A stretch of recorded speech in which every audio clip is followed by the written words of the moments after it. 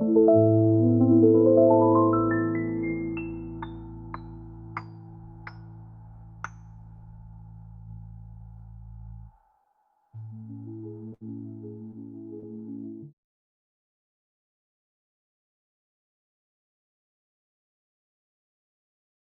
up, everyone? Welcome to the Great Nimbus Debates podcast, Dragon Ball Z podcast, where we debate everything vague and not vague in Dragon Ball. So, without further ado, let's get into it.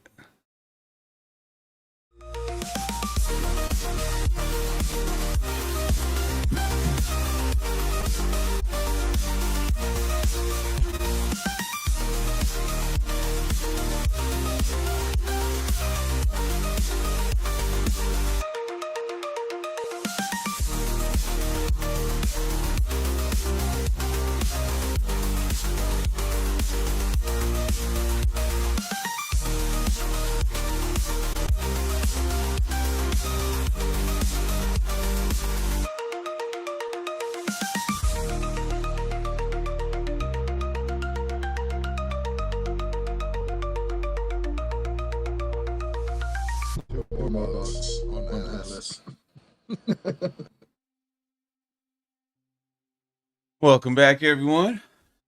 So today, it looks like it's just me and Secret Cold Sauce so far, but no worries. We know how to make a show work, just the two of us. Let's see, intros. So plug your socials, any announcements that you got coming up. Intro question. Do you think, yes or no, do you think you can ride the Nimbus? Oh, I know I can. And why? Let's see. So I am Squall Rush, the host, gaming addict, anime nerd, Dragon Ball Z fanatic, all that good stuff. Let's see, announcements. No real announcements lately, other than I just got my Buy Me a Coffee account. If you would like to support me on there, please do. Yeah, I did post a couple. I just posted like a chill song on my Squall Vibes account. Usually I'm posting like retro 8-bit video game music or like music remixes from like Pokemon or something. But this time I posted like a lo-fi type song. So check that out if you like those type of music. And I did post my What If Kakarot Returned video from Sparking Zero. So there's that if you'd like to check that out. And if I can, let's see, if I can ride the Nimbus, according to the Bible, probably not. If we're going off of that, it's like I'm pretty sure premarital sex is a sin. So if we're going off of that, probably not. if we're not, I don't think it said if you're sinless. Right? Yeah, if you're pure of heart. So, but it's kind of so it says if you're. Does it say if you're pure of heart, or does it say if your heart is pure? Because that's a pretty big distinction. I'm not gonna lie. I think it said if you're pure of heart. Let's see. Heart is pure. I remember pure of heart. I remember hearing pure of heart as well. Yeah, so basically, I don't even know what pure of heart means, but I know that if it says if your heart is pure, then I would argue that I actually can ride the Nimbus. Despite the fact that I definitely would kill probably every fucking enemy that I... You can ride the Flying Nimbus in Dragon Ball if you have a pure heart. You have a pure heart. So I think I can. I think I can. It's a pure heart. Free of evil, guile, or malice, and is full of honesty, sincerity, and integrity. Not sure if Goku does he have integrity? I know he's honest for sure. Like the accurate integrity? No, integrity is like you're noble or something. Define integrity.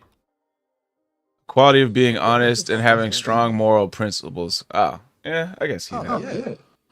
Yeah. Of course. I mean, Yeah. I guess he I only can believes see in like two things. Like fighting for the weak and eating food. Based off of that, I feel like I could probably ride the flying Nimbus. All right, secret cold sauce. Go for it. What's up, everybody? My name is Secret Cold Sauce. You can find me on Tick at Hunter on Tick.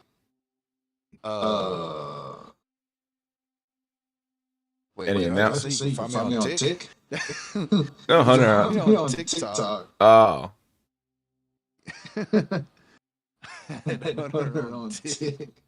Are you talking to me? Yeah. What'd you say? I think he said Hunter on Tick. I could be wrong. Yeah, it's Hunter on Tick. That's my name on TikTok. Hunter on Tick. You can find me on Twitch at Cold Sauce 2894. You can find me on Rumble. You know, don't look for me on Rumble. I'm not posting anything on there for a little while. What else? Let's see. So the opening question. I feel like I do have a pure heart, and like everything that I do is honest, according to my own morals, which is kind of what that thing says. But the part that I'm hung up on is free of evil, and it's really subjective because, like I said, I would definitely kill my enemies, but it wouldn't be. Like, to me, it wouldn't be evil to kill my enemies. Like, if you're fighting me and like, the reason we're fighting is because you came at me and so I'm just gonna kill you, I don't feel like that's evil. I feel like you deserved to die.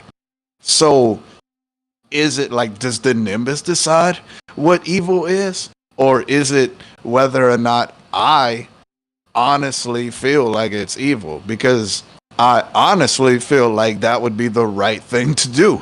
So, technically speaking, I am pure of heart and honest because I don't fucking lie. I'm an open book. That's something everybody that knows me will tell you. Like, there's no reason to think that you know a secret about Hunter Bro. Like, no matter how embarrassing it is, if you ask Hunter Bro, hey, did you ever? Hunter will be like, yeah, definitely. I totally slept with that fat, ugly chick.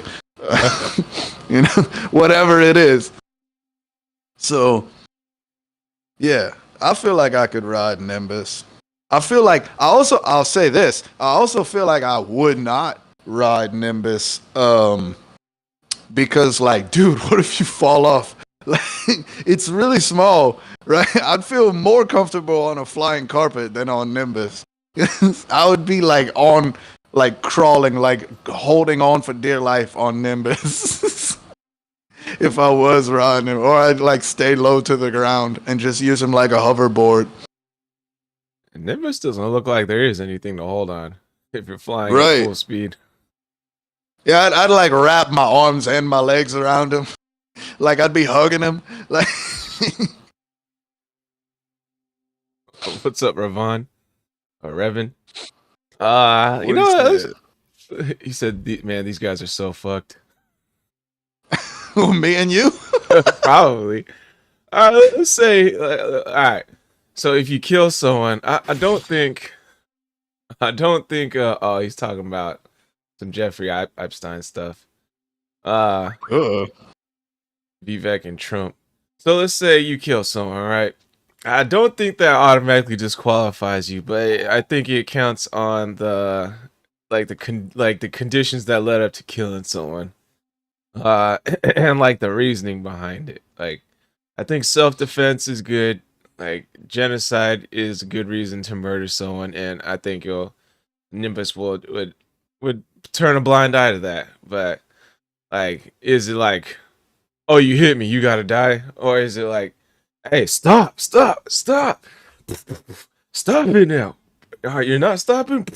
Stop! Like you give him multiple chances, type of thing. Like it was like your last resort, you know. Right.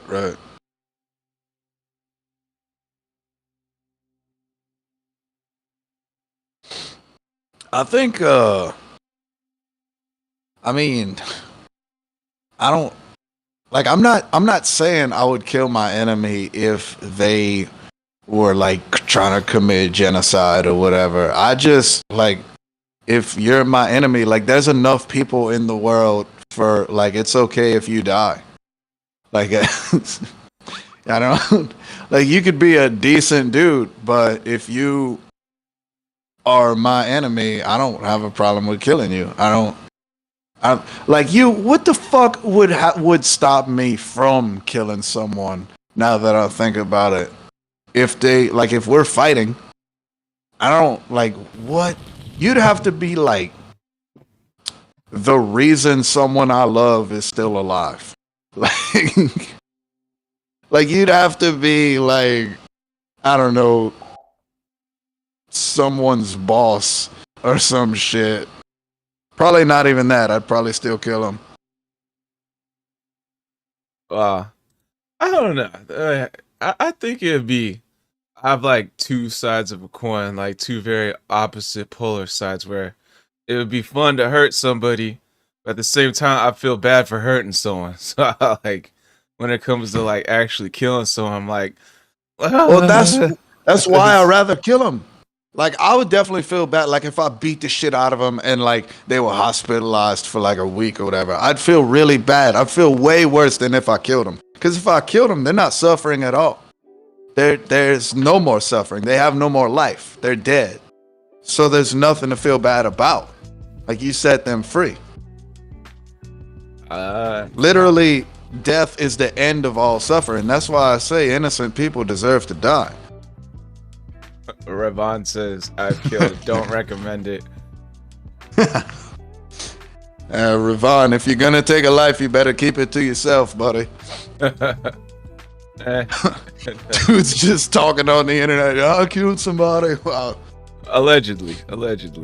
Yeah. Like it fucking matters. I don't know. I have too much compassion sometimes for people. I feel like.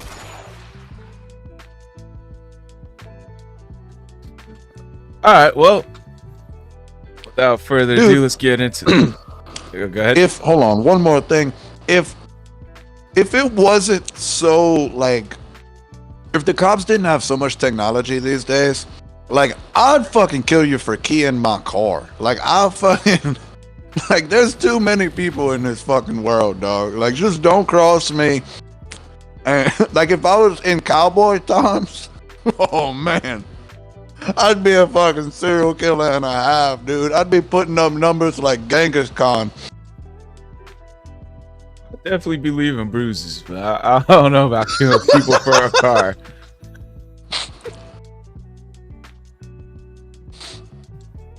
Alright. Could you imagine road rage when, like, if everyone's still riding horses?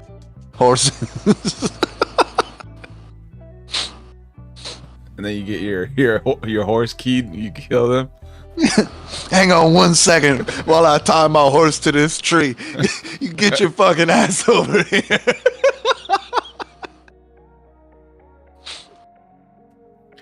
Alright, guys. First segment starts now.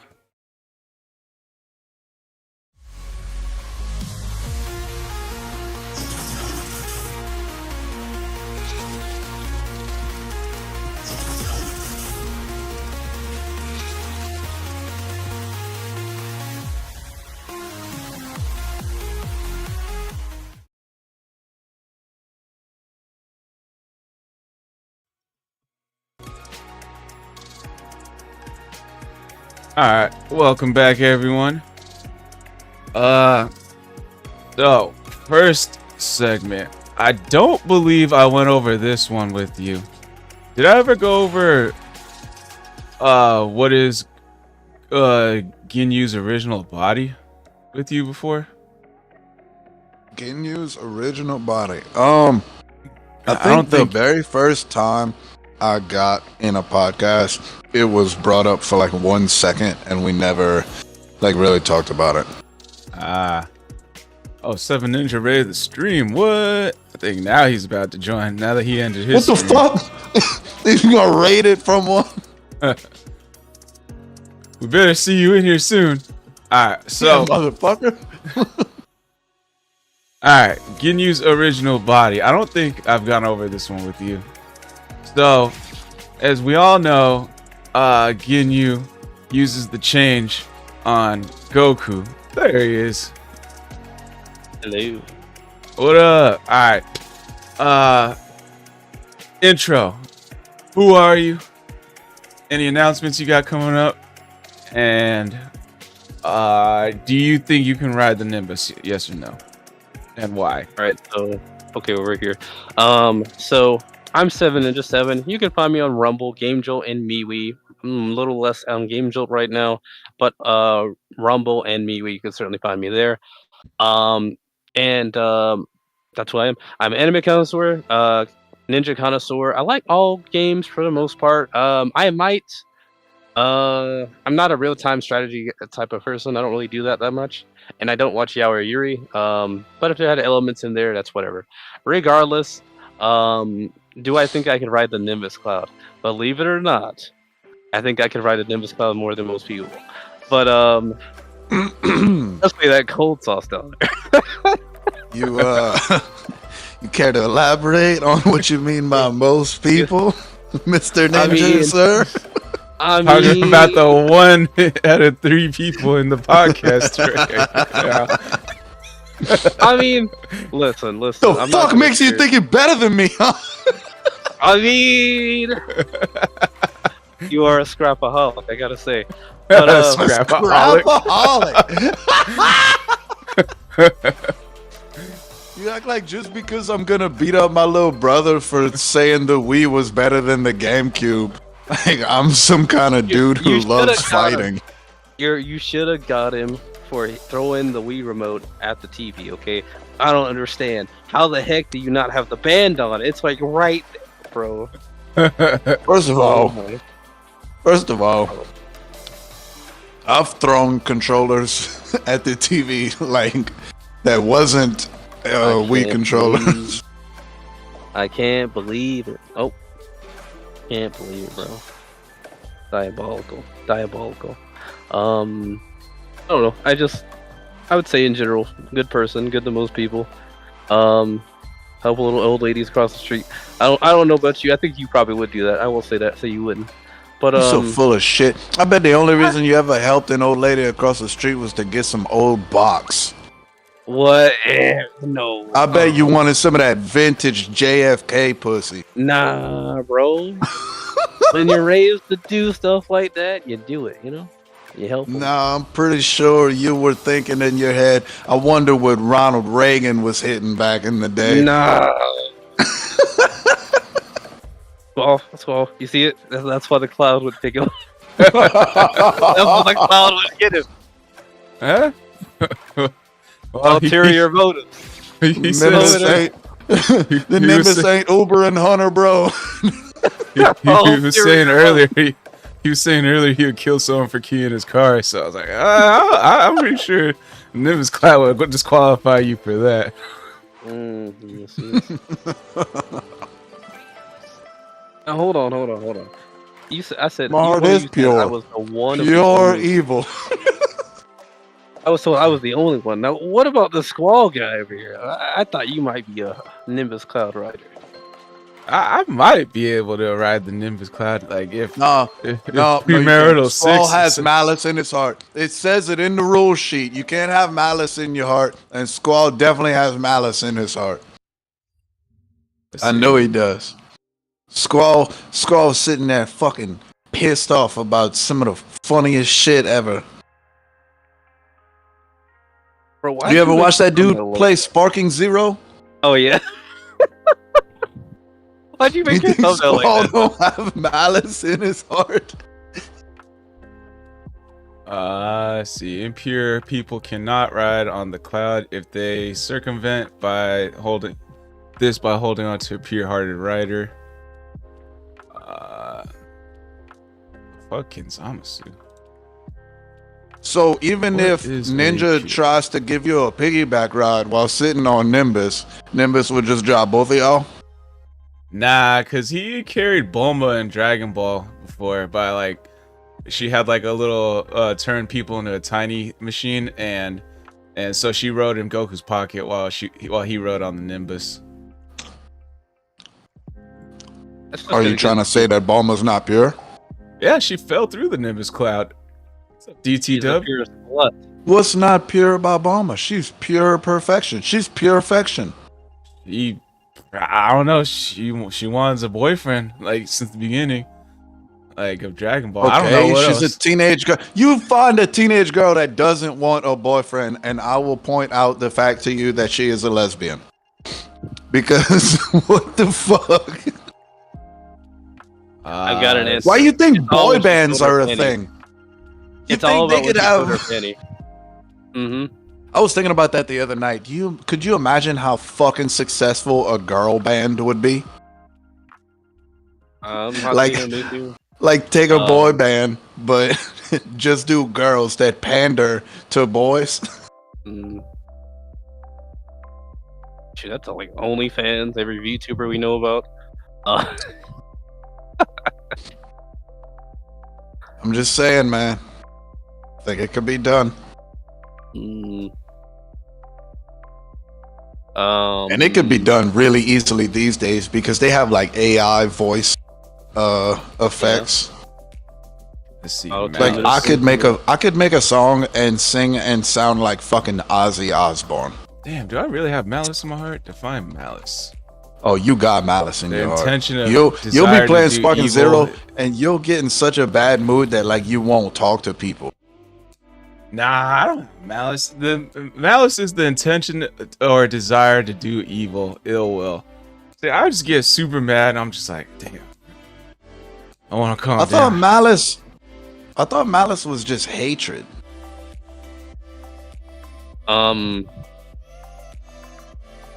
Ninja, should I, Goku's change never- the name of that character in my book?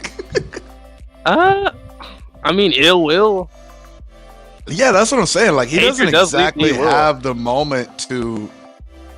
I mean, not the moment. He doesn't exactly have the motive, like hurt or whatever. Alright, so guile is sly or cunning intelligence. I can see Bulma being sly or cunning intelligence. Guy, what? What was that Guile. word you just said? Guile, like the Street Fighter character, Guile. Oh. Yeah, I didn't play that game. I mean, I did, but I was like 5 years old when I did. Free from evil, guy, or malice. Alright, so you can't be evil. Okay, whatever. You can't have malice, so you can't have ill will towards somebody. None of us can ride it because none of us are virgins. You have to be pure. If don't we're think going that's off that, what matters. probably not. I don't think that's what matters. In the Bible, Jesus said that a pure heart is one that is truthful, free from deceit, and has no double-mindedness.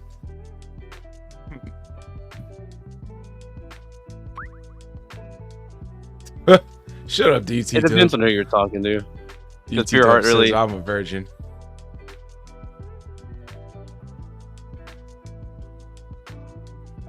Alright, so first topic.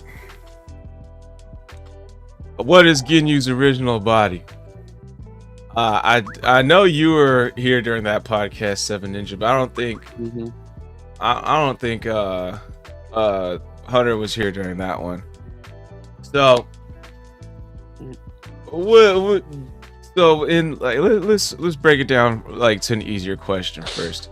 Do you think that time Goku used the change, or Ginyu used the change on Goku, do you think that was the first time Ginyu used it? Absolutely not. No fucking way was that the first time. And why? Nope. I think Ginyu's origin is that he grew up as a slave in the Frieza Empire and then found out he could change bodies and started doing that until he got that body, which was the strongest other than Frieza, King Cold, and Cooler. It's not like Frieza is gonna be like, hey, you're wrong for taking that dude's body, change back, give him his body back. Frieza would probably just kill the person that got their body changed. He'd be like, you incompetent swine, why would you let that happen? Zzz, and fucking kill him with like his little finger laser. Trying to aim for that person's glue box. Hey, I'll do that impression again. I don't know if I can. Why would you let that happen, you fucking swine? Alright, so you think he rose up the ranks by using the body change? Yeah. So elaborate more on that. Like, what kind of clues do you have, or can you think of? The fact that he fucking has the move body change. Like, okay. I think the only reason that he never used it on Frieza or King Cold is the existence of King Cold or Frieza. Like, if he'd have took King Cold's body, Frieza would have killed him. If he'd have took Frieza's body, King Cold would have killed him. So I think he just fucking did it all the way up to Ginyu's body. I think the original, like, I think the Ginyu Force was probably already there. And, like, that dude, the purple dude, like, was the original leader. And Ginyu's original body, or whatever body he was on at the time, like, just caught him lacking. And just, like, wasn't even fighting him or nothing. Just fucking saw him one day and was like, this is my chance. And took his body. And Alright, let me throw a wrench. So, like, he uses the move, right? And it seems like he pulls it off with little to no difficulty on Goku, despite that being the first time that he uses that we it see in the show. Yes. But how many times have we seen that in the show where people use a move for the first time, they pull it off with no problems at all?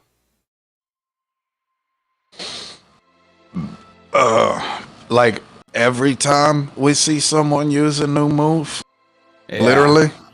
Yes. But that to me doesn't at all mean, like, I'm not sitting here going, oh, he must have used it before because he's good at using it. I'm just saying it's fucking bananas to think that this dude has this particular move and never used it. Like, with all of the reputation that the Ginyu Force has, with the ever expanding territory of the Frieza Empire, it's fucking mind-boggling to try to wrap my head around this dude has this move that can steal someone's body and never fucking used it until he met Goku, some dude who's not a Super Saiyan yet. Yeah, well, let's see, like, Nappa and Vegeta were considered like I know Nappa was like, online it says he's a mid-class warrior, but in the show he stated that he was an elite warrior, elite class. Yeah, he's elite. There's only two classes. There's warrior and elite. So if they're just, I forget what Nappa's power level was, like 5,000, which is measly, and Vegeta's was like 17,000 when 18,000 when he first was introduced. And like all the Ginyu Force besides Guldo, they all have like around a 40,000 power level, and Ginyu is at 60,000. So was he always the captain up until that point? With, like, if he's changing, like, how much more stronger could he be when he was like Ginyu was at 120,000? It could have been like the original Ginyu. I mean, there's a fucking endless amount of possibilities, but like he could have been somebody like a pool. who's just a regular ass dude who's weaker than Vegeta and Nappa. And like the Frieza Force raids a new planet and he's just like, oh shit, like this fucking purple dude with horns is strong as fuck, and then takes his body and rises up the ranks and then becomes Captain Ginyu of the Ginyu squad. And like makes an elite task force under Frieza and King Cold's rule. Like I don't see how. It's just fucking insane to me to think that he has that move that can steal people's bodies and never used it until Goku.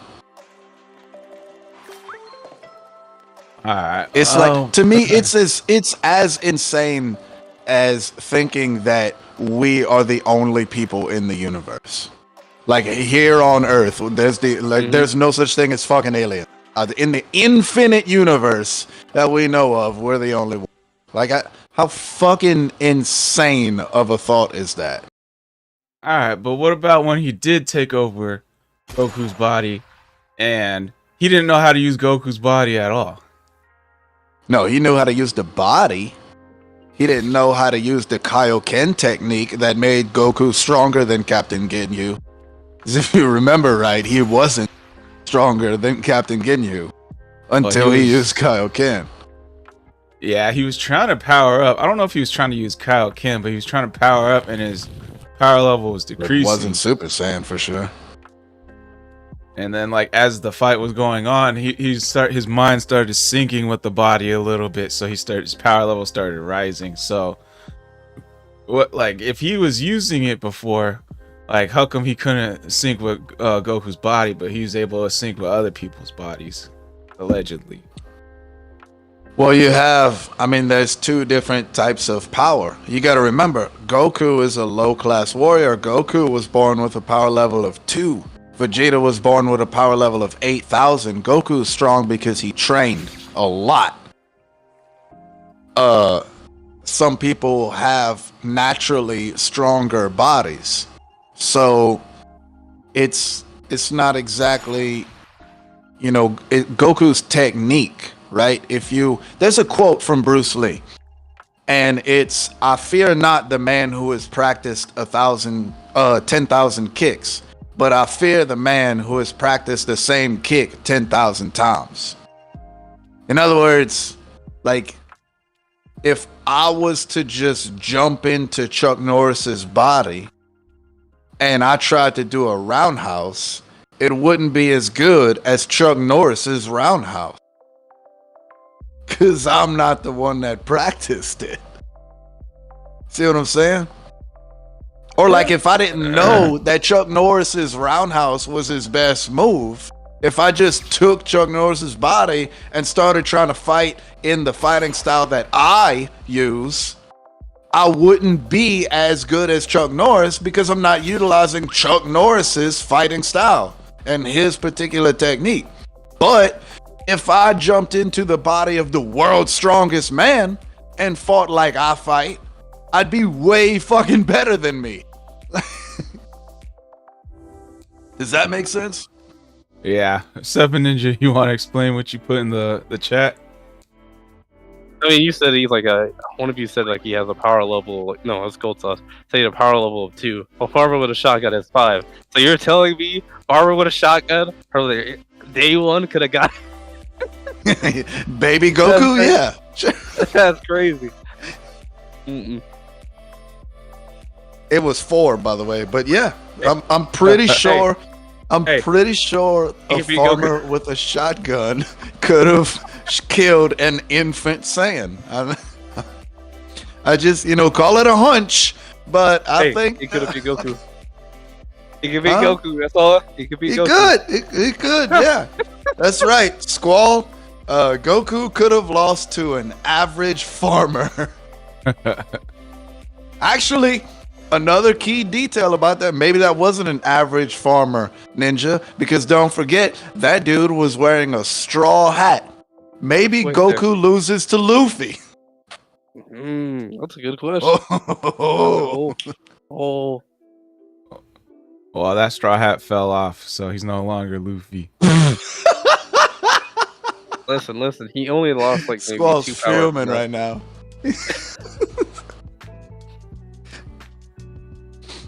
You had something, Second Ninja? No, that was it. Well, so Still doing Hunter. if Goku is the guy who practiced a kick 10,000 times, what about the previous guys that Ginyu allegedly switched bodies with? So it goes back to like what I said about whether I switch with the world's strongest man or whether I switch with Chuck Norris. So like me and Chuck Norris have kind of similar bodies as far as height and weight is concerned. So for me to be in Chuck Norris's body and fight like Hunter Bro fights, it wouldn't be much of an improvement. But if I switched into like Brock Lesnar's body and fight like I fight, it would be a drastic improvement. That's because I'm not using the techniques that Chuck Norris has honed and practiced to make him as powerful as he is in real life, or at least it was, 30 years ago when he could actually throw a kick. Now he's 80. It's more like that. Not bad points. So I got no more counter arguments really. I can't think of any. Let's see. There is proof that this wasn't Ginyu's first rodeo. Let's see. There was the time. So one real hint when Ginyu used it for like it wasn't the first time Ginyu used it. It was actually Jace, because like when Ginyu uses the change, like he throws Jace the Scouter, and Jace catches it. And Jace is like smiling or smirking or whatever, or doesn't say a word. None of them are saying a word to each other. And then after, because he knows what's about to happen. Yeah, exactly. He knows what's about to happen. And then when the change happens, like Jace goes back to Goku's body and hands him the Scouter. Like no words were said in between, like that change happening. Just went to the body, gave the Scouter. Like he knew what happened. And like his face wasn't even like shocked or anything. He was just like smirking the whole time, while Goku, when the change was happening, he was like wide-eyed, like, oh, what the hell's happening? He was the real shocked one, the person who's seen it. Right. Like, he had the reaction of someone who's seen it for the first time, while Jace had the reaction of someone who didn't. Right. And then let's see, what else did I find out when researching this question? I did find out you were pretty spot on with the whole explanation with like Goku being the person who practiced 10,000 kicks, but it was just worded differently. Like when I found online, like people were saying like Goku is like a master of ki control, or like the kick 10,000 times. Like he like raises his power level and lowers it like nonstop, at an instantaneous rate, So like he like conserves his energy, and like he can like push past his limits this way. Like usually all the other people up until this point, like Vegeta, Nappa, Jace, the Ginyu Squad, Frieza Force, all of them, they're all at like a static power level of whatever they're at, and they stay that way. They don't usually lower it and raise it like non-stop all the time. So like Ginyu, when he can switch bodies with those types of people who are just this strong all the time. But like when someone like Goku, who's just like let me go back to human level. Oh, let me go back up to my max strength of like 200,000. Like those type of bodies and people are like he like has no idea how to use. And like Right. Goku was probably his first one. And then other than that, how far back do you think like Ginyu had this ability? Bro, it could be, I mean, his race, it's not stated like how old is the average lifespan of his race, but I don't see any reason to think that Ginyu is younger than Frieza You know, like he could be like fucking 200 years old. In fact, the fact that he could change bodies, he could be like hundreds of thousands. He could have been around for a fucking while. Anytime he gets old and decrepit, he take a younger body. Orochimaru? Yeah, he could be a Rochi Ginyu. So, Ginyu Maru? I'm gonna join on my laptop because my controller batteries are low. alright. Gotcha. You know what dawned on me though? What's up? He just brought up that Jace went over to like Goku's side. Goku's side. But like you know Dragon Ball doesn't believe in jumping, because like if they did, he could have got him in that full Nelson and let Ginyu beat on Ginyu's body. Just straight up, just wail on him, because Goku's in the shock state at this moment. His body is not his own, so could have got him in full Nelson, and Ginyu could have just started beating the taste out of his guts. Pretty much just getting to a point he could have died. When Goku was in Ginyu's body, or when Goku was still in his own body? When Goku was in Ginyu's body. Change. Well, I think Goku or what's his name? Jace did try to like double team Ginyu, but Ginyu was like, "Nah, bro, don't interfere again." And he's Later, supposed Ravon. to be a ninja. I can't believe it, bro. So this picture right here is Ginyu's first time using his change ability, and I think it was like, I can't remember, it was in school. I can't remember if it was like elementary school or what, but he actually switched bodies with a rich kid because he noticed rich kids were like popular with the ladies, so he wanted to be popular with the ladies in his school. But later down the line, he realized like being rich ain't cool to him. He wanted power, so he started switching bodies with more powerful people. And there's like a whole list of like things like this. Like Actually, we can hear you. Can you hear us? yeah, I can hear y'all. It's just Man, you're low. and I figured y'all could. Yeah, you're a The little fucking low. my Discord. How do I fix that? You probably gotta check your sound settings, microphone settings. Not that. Check out user settings and go through there. Ninja, fix it for me. I don't know how. If you go on your Discord and look at the bottom left, it should show like a little gear symbol. You go there, and scroll down until you see app settings, and then go to like voice and video, and just check your input volume there and see what happens. And you can like let's check, like let you hear it when you're speaking.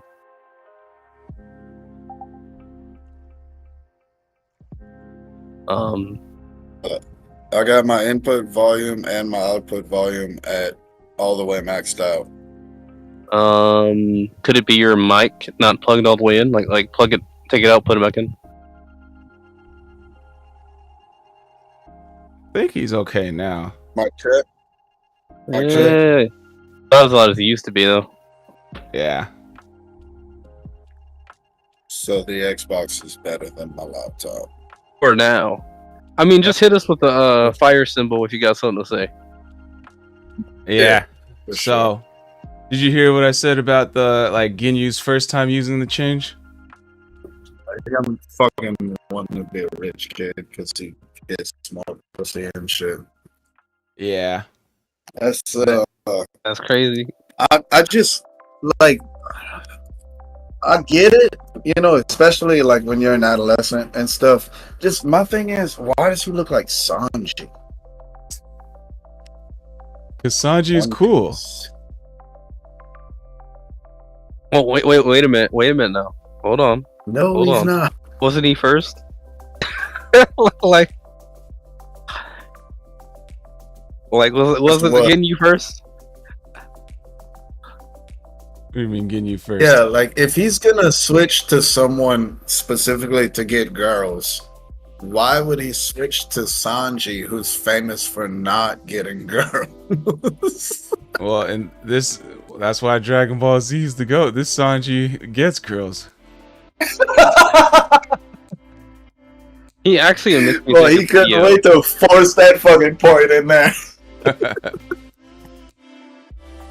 He looks more like Dio from JoJo season 1. Let's see, where's that search? The Ginyu Force. Yeah, I found out a bunch of funny shit about Ginyu Force. Like, apparently, the reason why Raccoon like has those zesty poses and shit is because he used to be a ballet dancer. He might have They been all the have same race, zesty poses. Raccoon, well, like the tippy toe poses, like that's Nah, and, bro. like with his hands. Raccoon is more zesty than anyone. Yeah, Raccoon was zesty as fuck.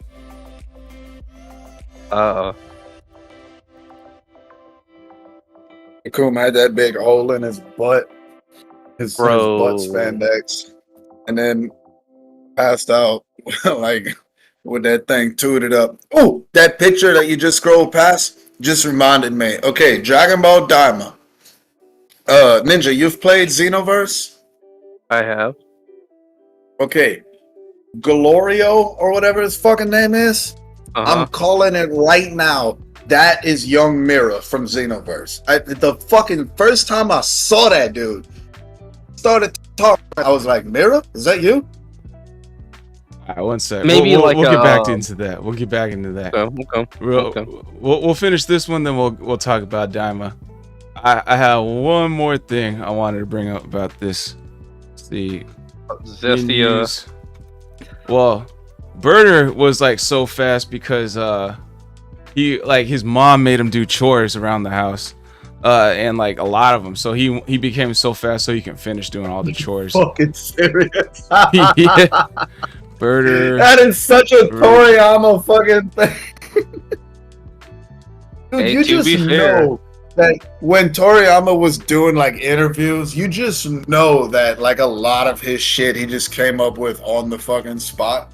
Like instead of being like, "Oh no, I never really thought about that," he just started saying shit.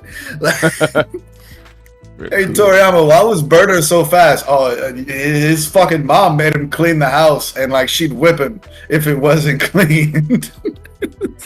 Okay, here we go. See, Raccoon was a ballet dancer. Zesty is not the word for that, man. Ain't no Yeah. way, bro.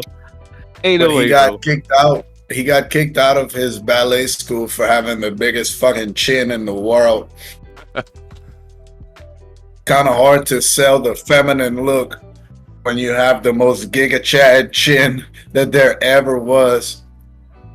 Here we go. Birder, like the other members of the Ginyu Force, Birder's special powers originated during his childhood. Birder's mother was very strict, making him do all the household chores and slapping him if he was late preparing dinner.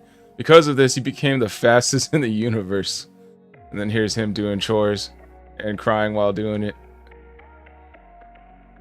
Except you're he's saying not he as didn't go out of fast as Captain Ginyu because Captain Ginyu has a higher power level, or Frieza because he has a higher power level, or Godo because Godo can stop time, so he's faster than everyone by default. Yeah, that's true. You got something, 7 Ninja? No. You know what? I think Raccoon and Ginyu's rich boy body might be in the same race. Because they're not humans. They just look like it. Dude, look at this shit right here. Jace playing fucking baseball. Yeah. It's just supposed to You be know, in Yamcha, probably. Toriyama's head, Jace is Yamcha. Like, they got the same hair, fucking... not the exact same hair, but still, dude. Jace better is Yamcha. what Yamcha could have been if he would have kept training. Yeah. Well, this is Jace's origin story. He used to be a baseball player. That's why he's got the crusher ball technique. Baseball or spaceball? Baseball by the picture. All right, Man. guys, get ready. In 2 weeks, we're gonna be facing planet Mars. fucking baseball game. Oh, he's the Roshi. And then this is the real no. Toriyama one right here, yo. Oh yeah. So man. Guldo, Stop talking. Look at naked chicks. yeah, Guldo realized he had psychic powers as a child and caused mischief, like lifting up girls' skirts and stealing whatever toys he wanted. And here's a picture of him lifting up a girl's skirt.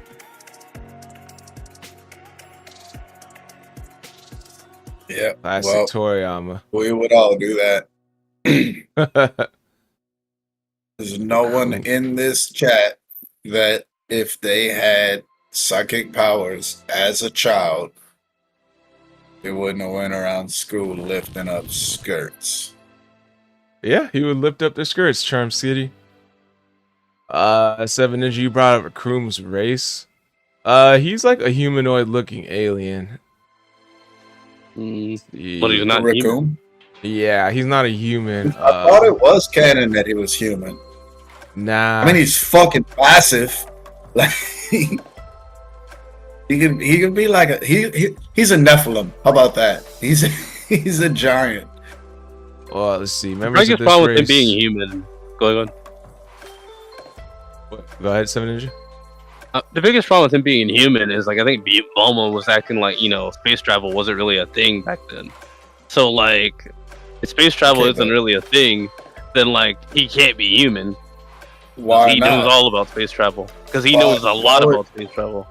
Okay, but why would humans be exclusive to Earth? Okay, let's go with Earthlings. No. It's in the name.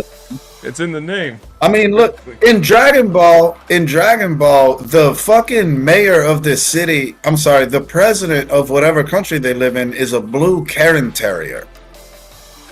So, like, Earthling covers a lot of species, not just human.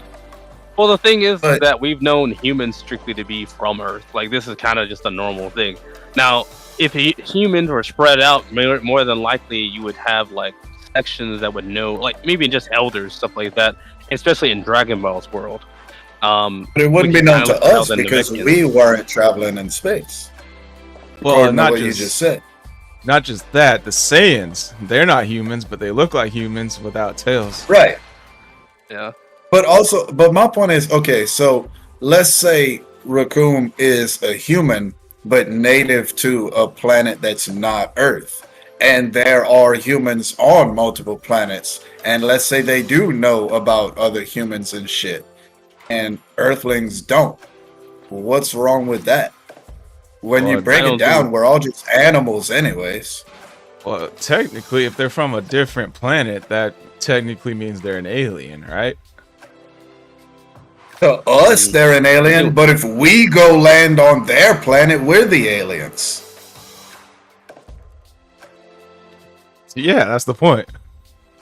Okay, so just because he's an alien to us doesn't mean he's not human. If you landed on Mars and saw a fucking German Shepherd, would you be like, that's an alien? Or would you be like, that's a German Shepherd? That's an alien German Shepherd to me. Shut the fuck up. You're being stubborn right now. But The point is, okay, so Raccoon is probably an evolved version of human. Like whatever race of human he is, it's just an evolved version. Like I think I used to think when I was a kid that the Saiyans were a more evolved version of humans. well, then that idea goes with the idea that humans were first. Well, odds are high they were all probably separate. I think humans on Earth, at least Dragon Ball's world, probably came from the Earth itself, versus like Raccoon's people probably came somewhere else. That idea that you're thinking about sounds like humans came from outside of Earth, and they decided to send us a section of people to Earth, kind of like how Goku got sent there. But you sound like you're saying, but like, why would they forget? Space also, kind of like how fucking Australia became a country, which Jace is from. So so it says Raccoon is larger than Earthlings. Muscular, large humanoids, and like he seems to be lacking eyebrows, which I didn't really notice he was lacking eyebrows this whole time. Yeah, he's a superhuman 3. Yeah.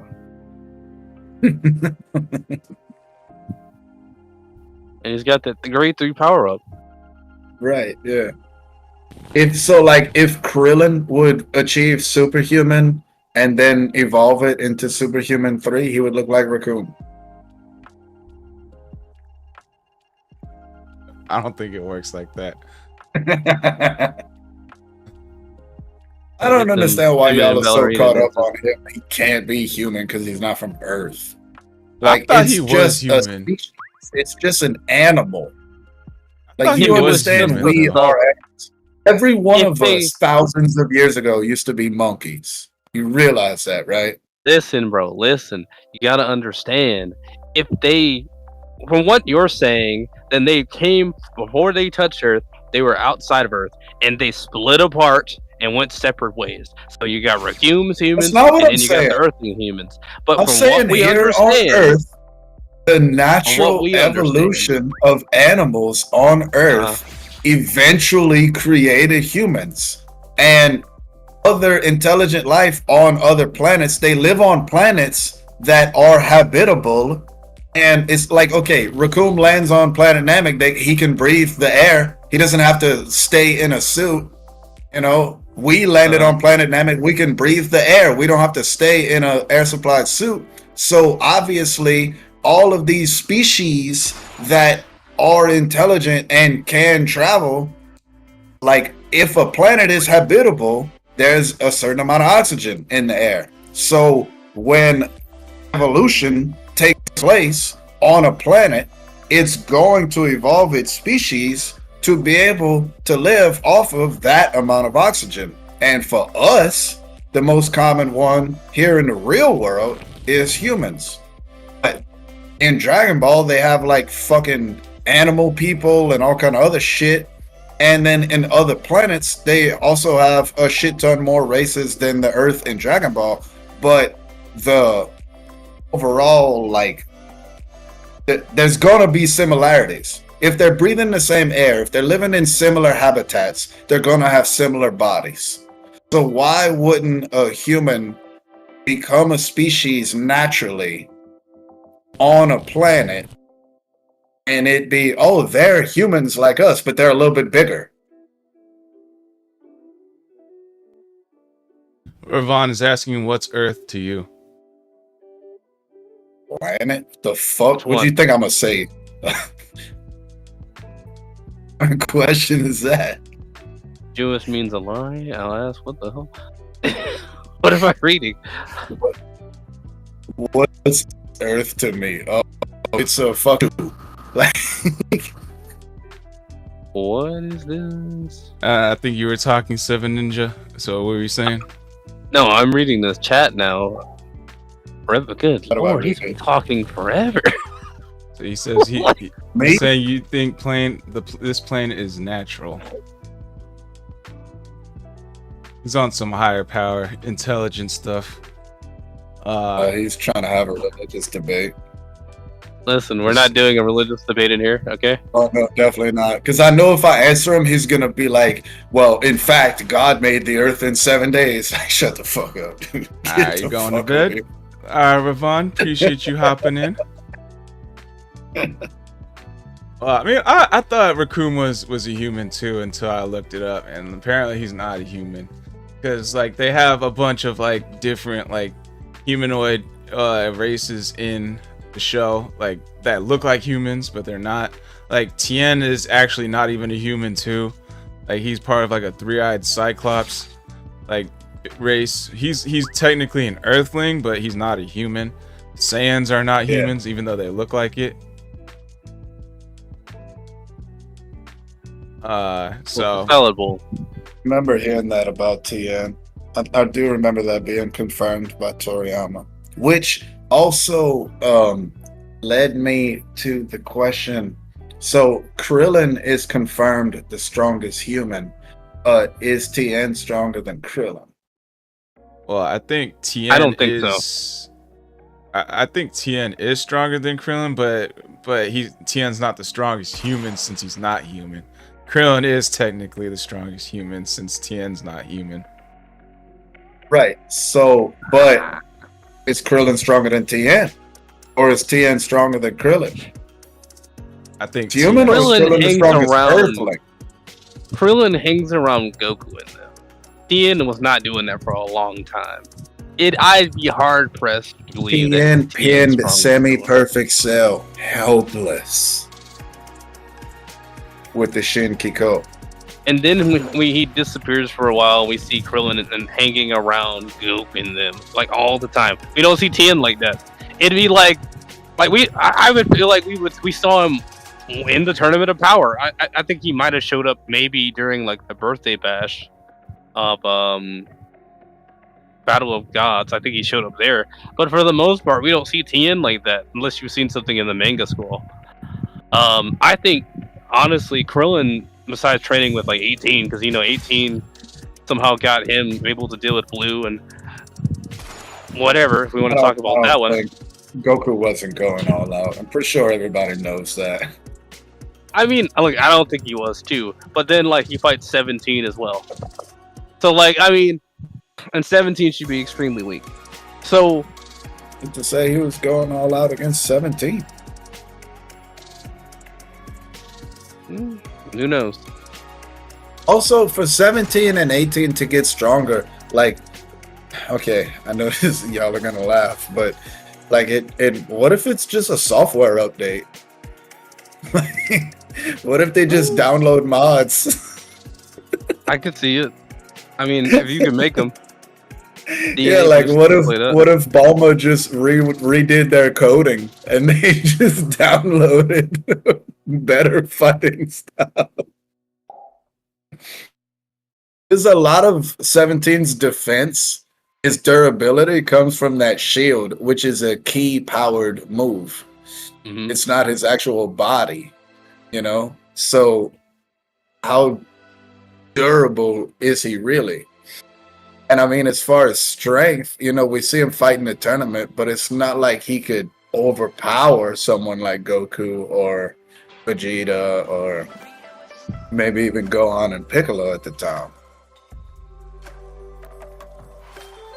Yeah.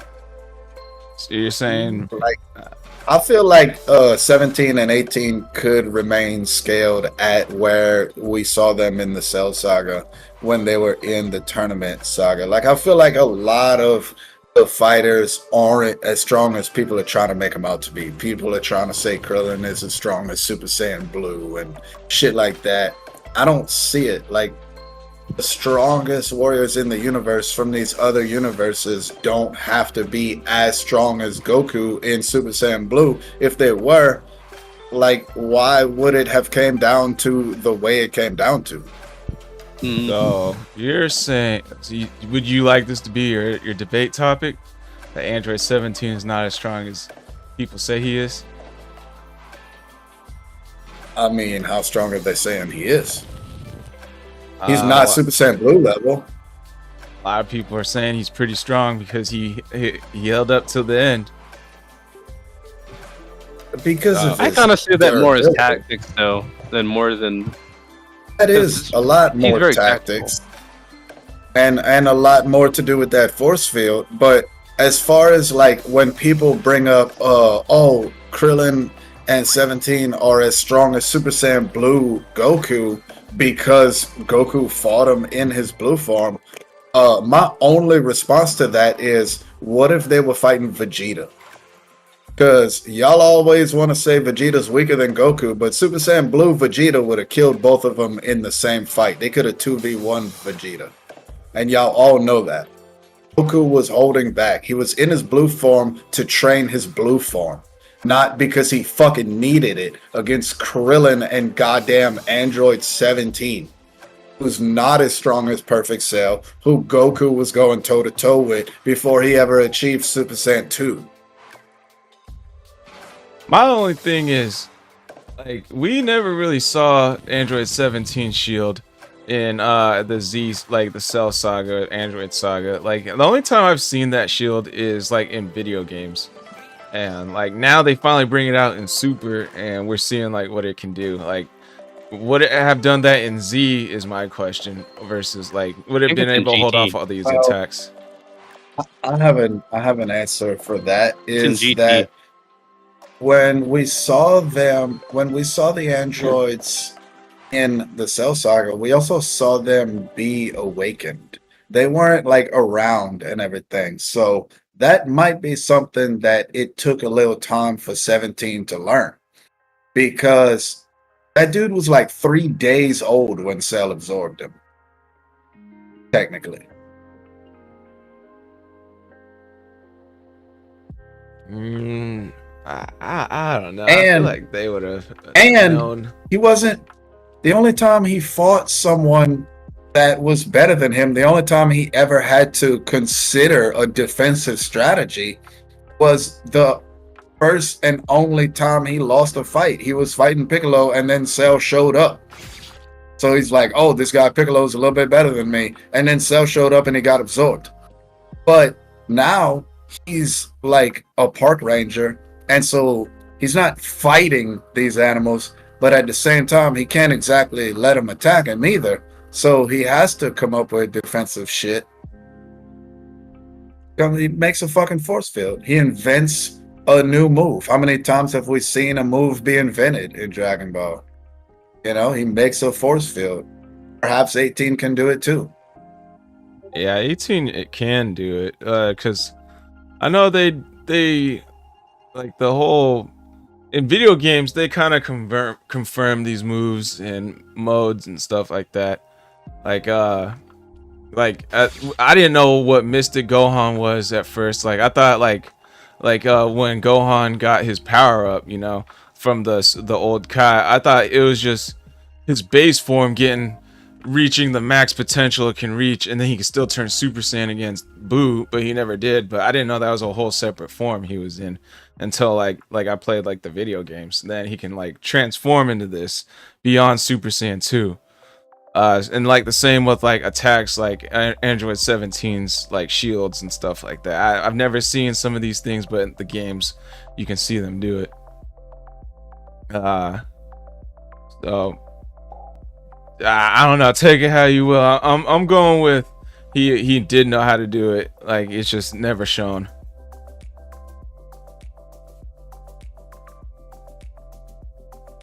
Technique. Android's force field. Android 17's force field. Mm-hmm. Yeah, I think he didn't know it at the time of the Cell Saga.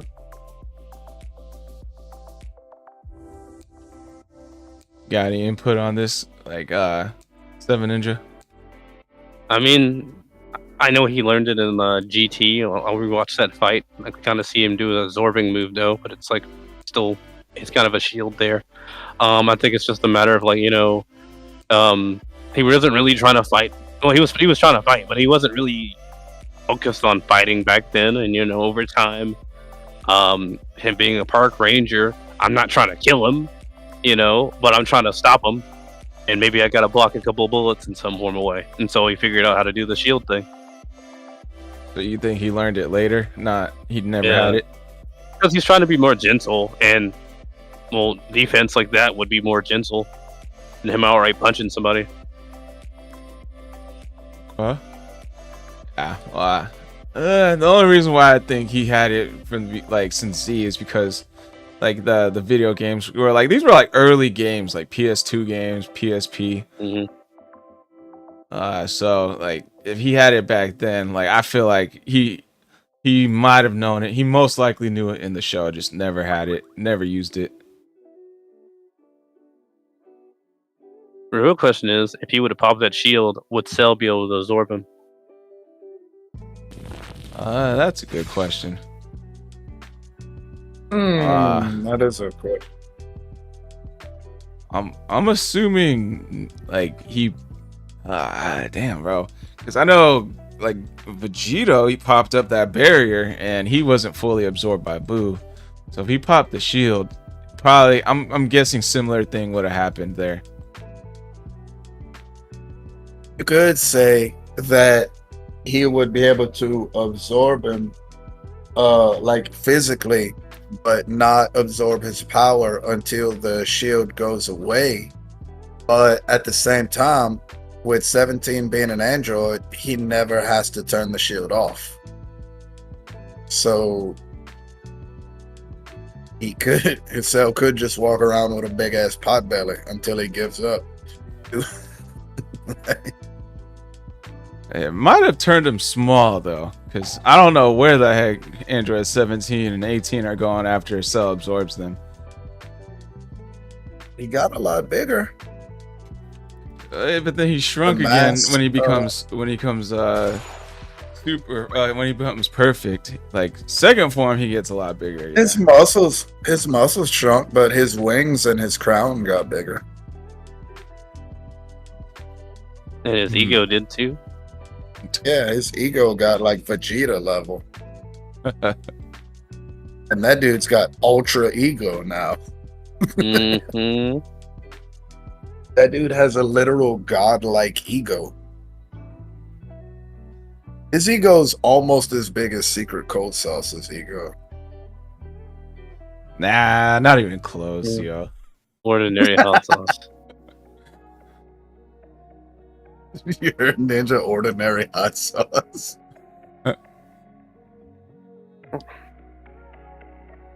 Alright. Let's see. In terms of I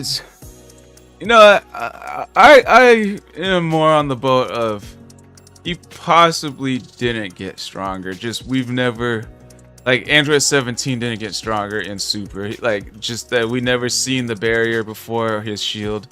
So they just gave it an ass pull of a power scaling. Like alright. It could block Super Saiyan Blue level shit. Let's just give it that since no one actually seen it before. I mean, we know he has the Cell Juniors. I mean, they train. They got Saiyan DNA. I mean, they can get stronger through them. Hold on. I mean, 18. Yeah, the What? Cell Juniors. That's a thing. There's Cell Juniors on his What? island. Are you fucking with me right now? Yeah, I there's remember Cell someone Juniors said on his that before in a You brought previous this up. podcast. I told you, like, the Cell Juniors is like that's a way. canon. Is that canon? I think it's in the manga. Oh, The manga Goten canon and and Trunks anime canon are two very different canons. Yeah. Bonus story 3, it is revealed that after being taken down by Gohan, the Cell Juniors regenerated. Regenerated? Fuck. I watched them turn to dust. So why are they, like, not wreaking havoc? Oh, Well, when something's stronger than you and your dad died, you might kowtow to him. Especially because Cell didn't really care about his kid. Like I think he literally like when he says they're useless to him, like they kind of get like all shocked and like fearful. So maybe a kinder hand. You're talking about like practically babies that just got really a lot of power, and a kinder hand comes to them. They might be more willing to, work with the guy that's being kinder to them. It's not something they're used to. They don't know what it is. And he probably didn't do it immediately, but like over time, I can see it happen. They should be a much more prominent part of the story. They should have showed up in that fucking movie where Gohan gets his beast transformation. If that's the case, they should have went fight Cell Max. They probably, at least during the time they had mentioned the Cell Juniors, they probably didn't want to do it again. And like we just end up seeing it down the line because they wanted a Gohan transformation and Piccolo transformation. yeah. That's a little nostalgia throwback. That's kind of what happened there. I kind of see them maybe with Goten and Trunks. I kind of see them with Goten and Trunks being older. I kind of see them maybe showing up there. Maybe even older. Well, possibly bringing them back in for plot points. I mean, so are they still like? Do they still look like kids, or are they all like adults? I remember them being the same height as Gohan and Trunks when they were watching them on the island. Which are this is You said Gohan and Trunks? No, Goten and Trunks. Okay, so they're still in child form for some reason. So what if the Cell Juniors, like what if one of the Cell Juniors absorbs all the other ones? Does he become like fucking Super Saiyan God level? and can they absorb? Can they spit out Cell Juniors? Like, this is so fucking... There is a manga with Goten and Trunks. It looks like they're wearing like 17's like outfits on an island, and Cell Juniors pop out. And he punches Trunks, and Trunks has an eye damn near popping out. Oh shit! This is spoilers. Well, yeah, I mean, Kid Trunks and Goten aren't Super Saiyan 2 level. They can't beat a Cell Junior. Even Goku and Vegeta couldn't beat him.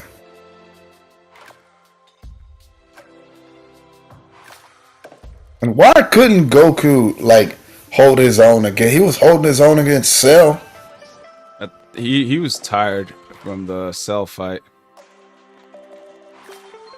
No, he took a sensu bean. I saw it. No, he didn't. He did.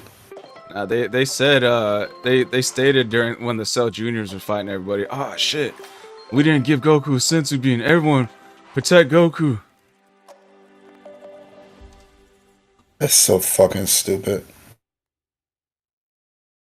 I mean, what really probably happened is I want to give Gohan his chance, so I'm gonna act weak, you know, so he can like be the star of the show. Yeah, Fedora says they do fuse together, but like they don't have Super Saiyan 2 on their own.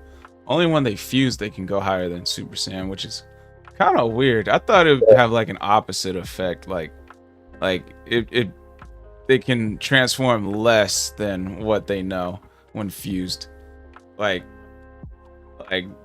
Vegito and Gogeta can't go Super Saiyan 3, even though Goku knows Super Saiyan 3, versus Goten and Trunks don't know Super Saiyan 2, but when fused into Gotenks, they can go Super Saiyan 3. Well, they do know 3.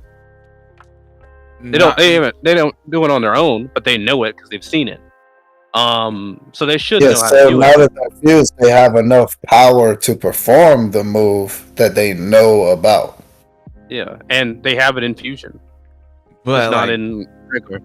But Vegito and Gogeta don't have Super Saiyan 3. So but he may not want to do that because, like, you remember, like, Super Saiyan 3 Goku was running out of power when he was alive. So, like, if they're both alive, he's like, I remember Goku couldn't do that, so let me not do that. You know? Well, how come Well, they didn't know that until the Kid Buu fight. That was after they fused and defused. And then on top of that, like, Gotenks can sustain Super Saiyan 3 for a pretty like damn near the whole 30 minutes. So, like, I believe Gotenks is weaker than Vegito and Gogeta, so I feel like they should be able to sustain it too.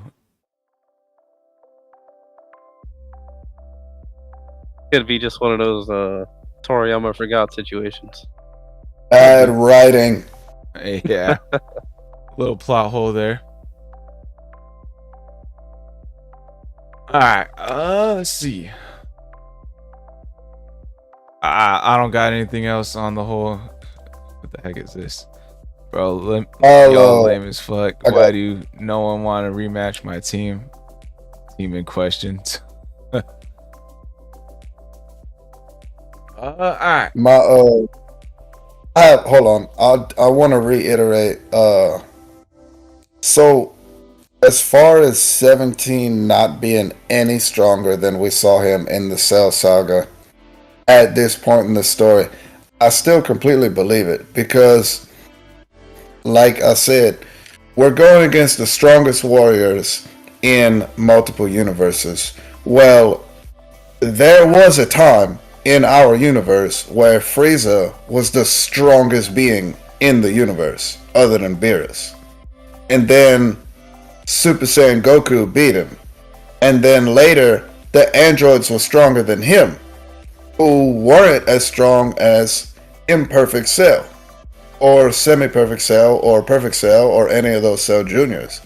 So the androids being able to fight and do good in a tournament against multiple universes that are using their strongest warriors in their entire universes makes perfect sense to me, because both of those androids were on a level that is stronger than the strongest person in the universe that we've seen in our own universe, like Frieza and Super Saiyan 1 Goku.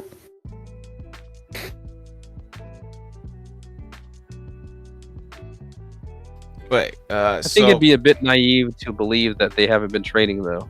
I think like for them to just That's stay true. there, I could believe like the regular Z fighters at least, because you're like, oh, Goku can handle it. I could see them doing that, but we know Krillin and 18 train. We know that. So odds are high that same thing that's in 18 is probably in 17 as well.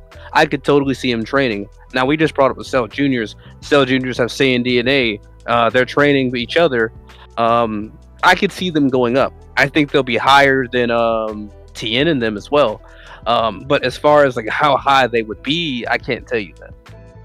But I do think they've been training, because training with someone else is how you get stronger in Dragon Ball. You can't be like Piccolo.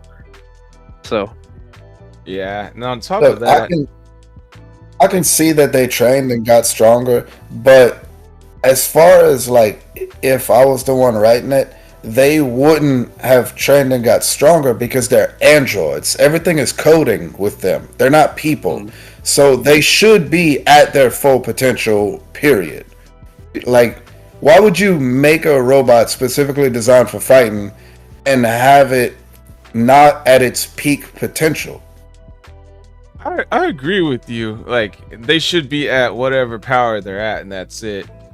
But they could get to, yeah.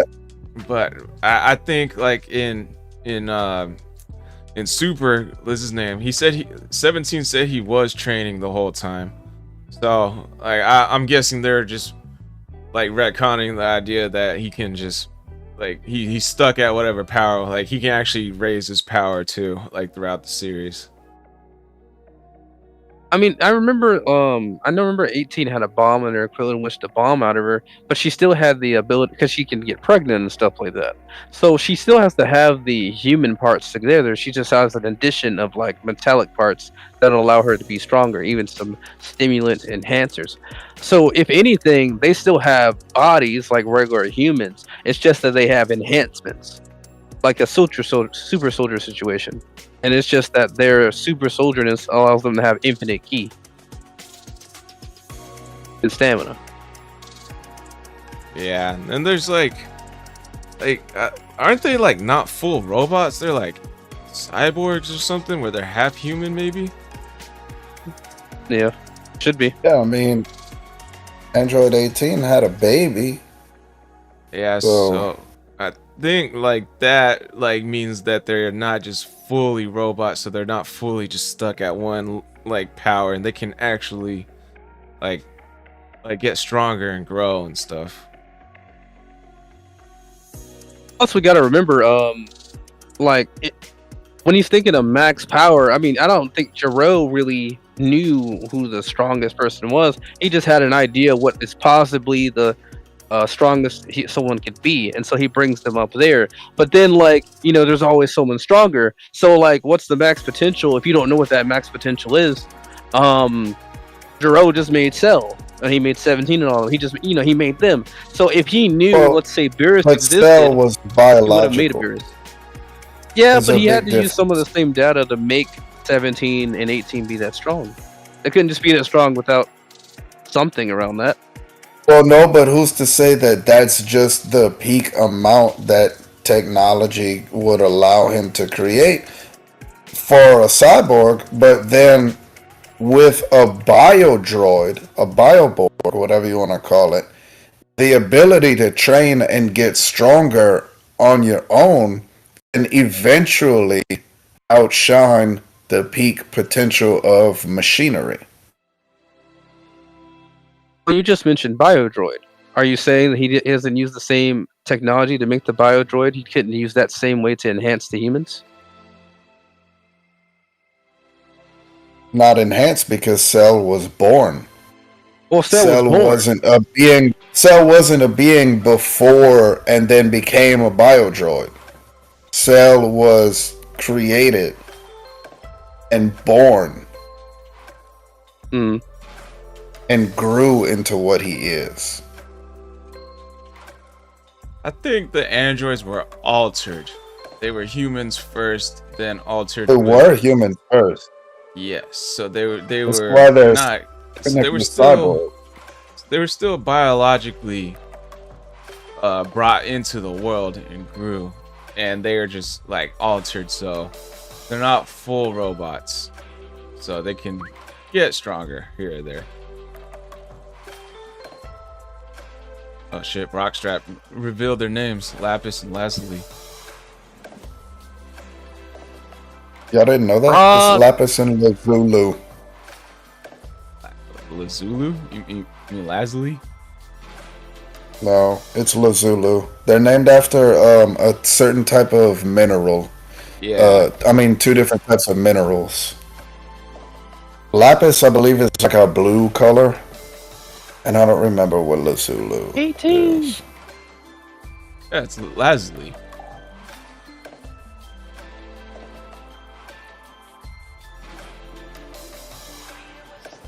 Never heard of Lazulu. Tomato, potato.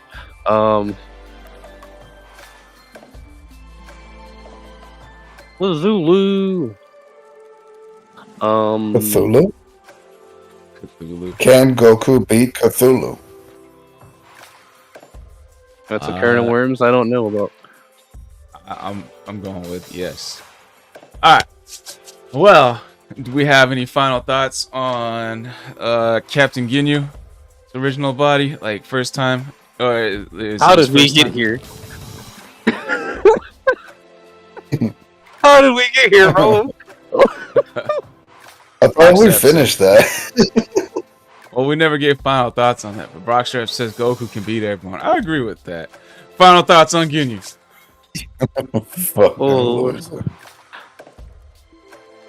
Oh, you know, he's fucking you, Cold Sauce. We already talked about this.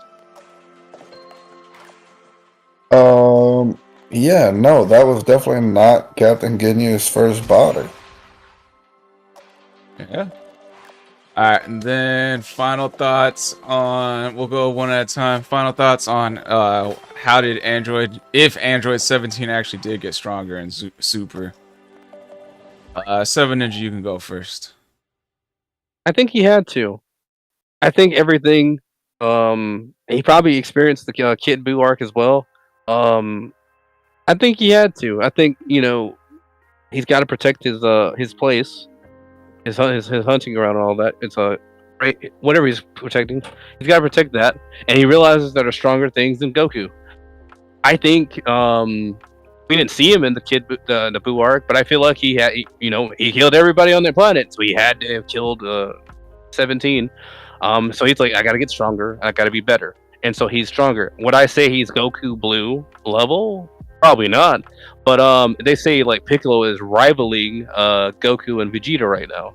Now that doesn't mean he's on their level, but he's near it. And so I could believe 17 based on what we saw in those episodes. I could believe 17 is rivaling Goku, same as 18. You actually did bring up a point. Like, I watched like a whole video on how did Android 17 get stronger. There was like a couple main points in that video. It was Gohan training for a day, getting back up to his potential from weakness, like that weak version of Gohan right before a tournament of power. There was Master Roshi training with Tien for, I don't know, like an episode, and he got an insane power boost for the tournament power. And then there was Frieza, who trained for 4 months, got from final form Frieza to Golden Frieza. And then so since there's like a whole, I forget how long it's been since the Cell arc and the tournament of power, like at least 7 years, around 7-10 years since Android 17 had that much time to train. Like, even though he's got only animals to train with, he had more time than Frieza. So that, like, that was his main point of the video. He had time to train. So, you know, in Dragon Ball logic, it makes sense why he got stronger.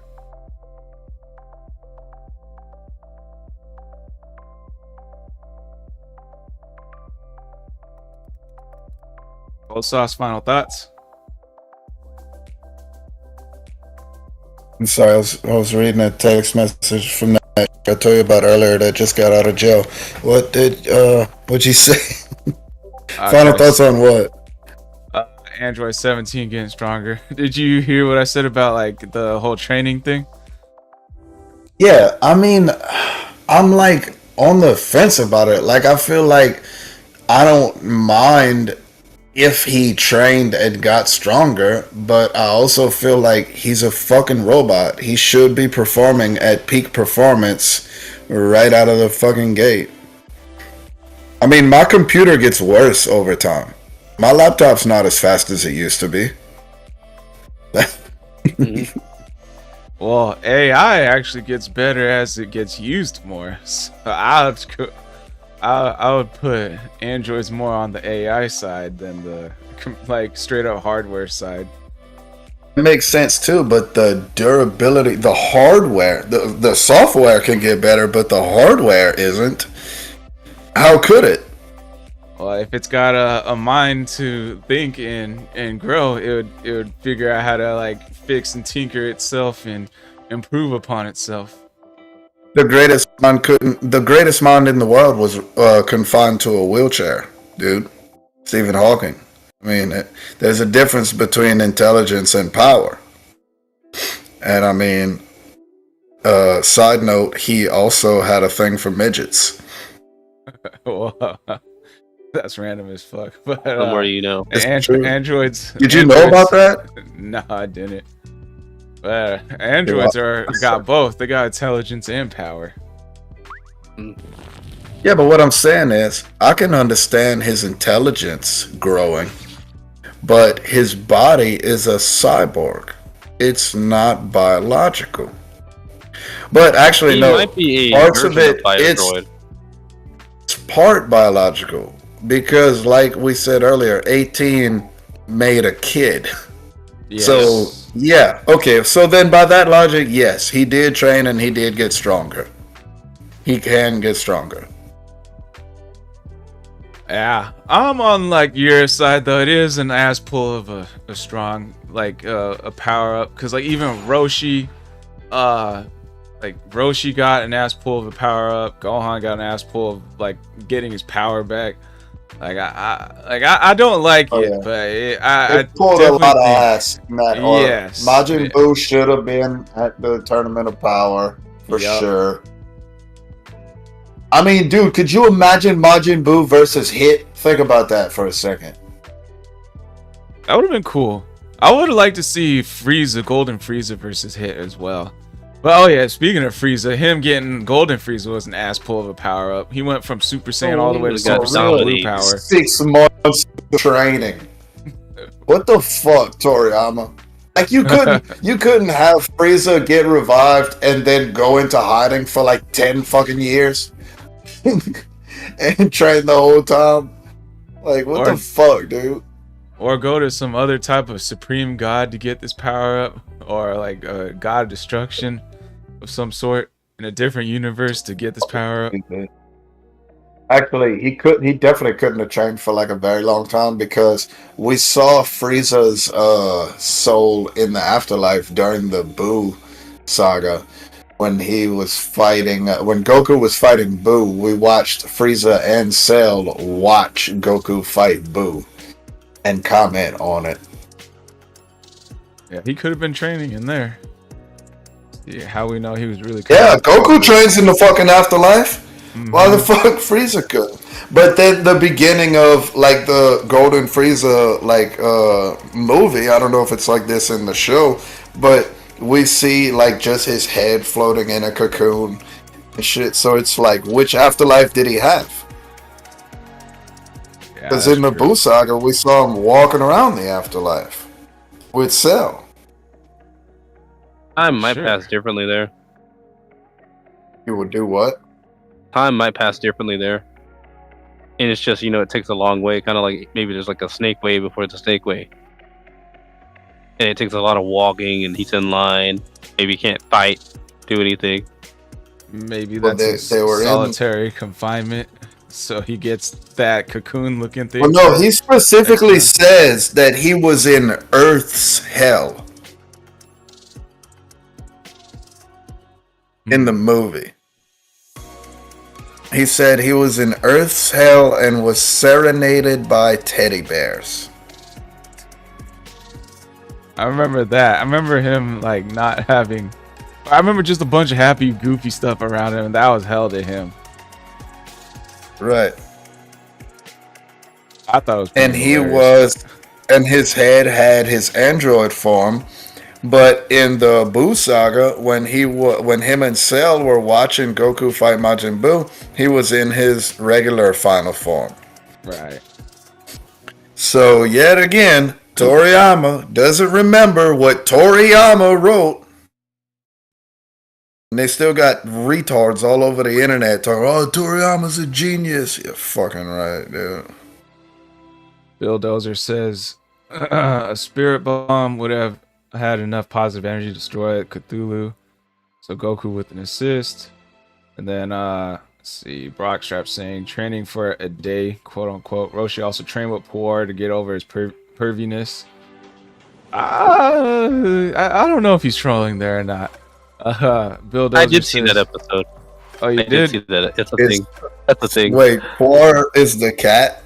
Yeah, Yamcha's she little cat transformed into a buddy. woman. So to get over his addiction to pussy, he trains with a pussy. Yeah, if you put it He's like fighting that, yeah. fire with fire.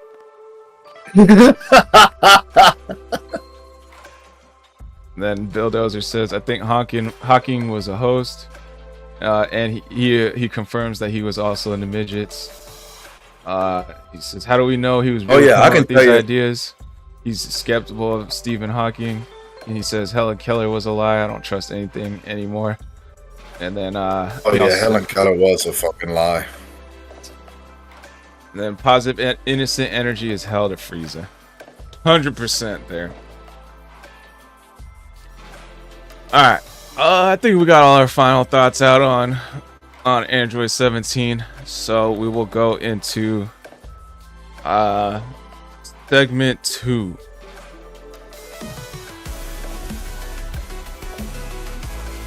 Which is?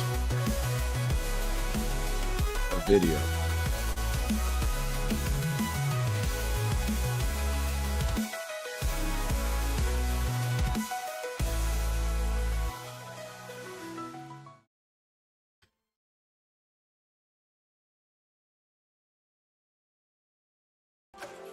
Alright, we are back.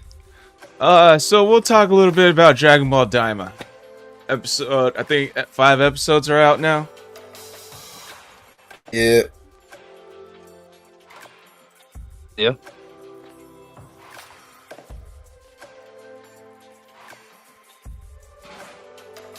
Oh yeah. What, All right, you Brockstrap, muted Bill us? Dozer. Brockstrap, Bill Dozer. If you guys are still there, got any DBZ topics for us to debate about in the next segment, please send them our way.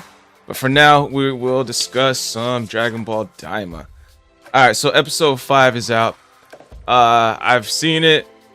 Seven Ninja, have you seen it? Yeah. And I know Cold Sauce, you're like almost done watching it. Let's see. Right. So And then you told me how that episode ends. Yes. So we basically, let's see. We talked a little bit about episode 3. I don't think you were here for that one, Cold Sauce. So we can kind of go back.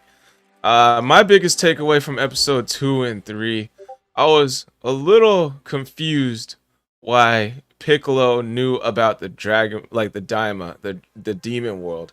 Because, like, if my memory serves me correctly, like, Kami, when he first arriving on Earth, all his memories were wiped. He didn't know anything about Namek. And Piccolo was the same. Like, when Vegeta and Nappa first arrived on Earth, they were like, hey, ain't that a Namek? And then, like, Piccolo's like, what? I'm a Namek? So he didn't know anything about his own origins either. So when I think in episode 2, when they brought in the whole, oh yeah, you have pointy ears, you're part of the demon clan or whatever, like Piccolo, like they asked Piccolo what was the demon world like, then all of a sudden Piccolo has all this knowledge of like, oh yeah, the Namekians, we didn't like the demon world because we don't like being ruled, like so that was kind of confusing to me why he knew about this. What's your takeaway on that, Hunter?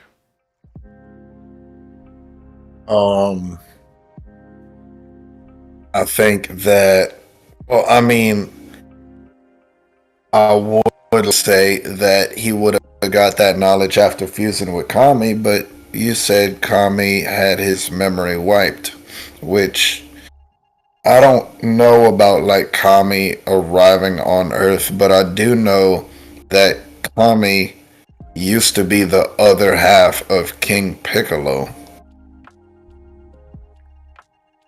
So I just feel like when they fused back, Piccolo got all that knowledge that Kami had. Yeah, I agree. It's just Kami didn't know either. What's his name? Seven Ninja brought up a good point. Go ahead, Seven Ninja. What was your... So my idea is like, I mean, Nail's actually with the regular Namex. So like, and he absorbed Nail. Nail seems to be pretty old. He's pretty big. Also the strongest. Was also been with right hand man of Guru. Yeah, he's with Elder Guru. Odds are high he's heard something all over the years. And they fused together. Nail has told him something.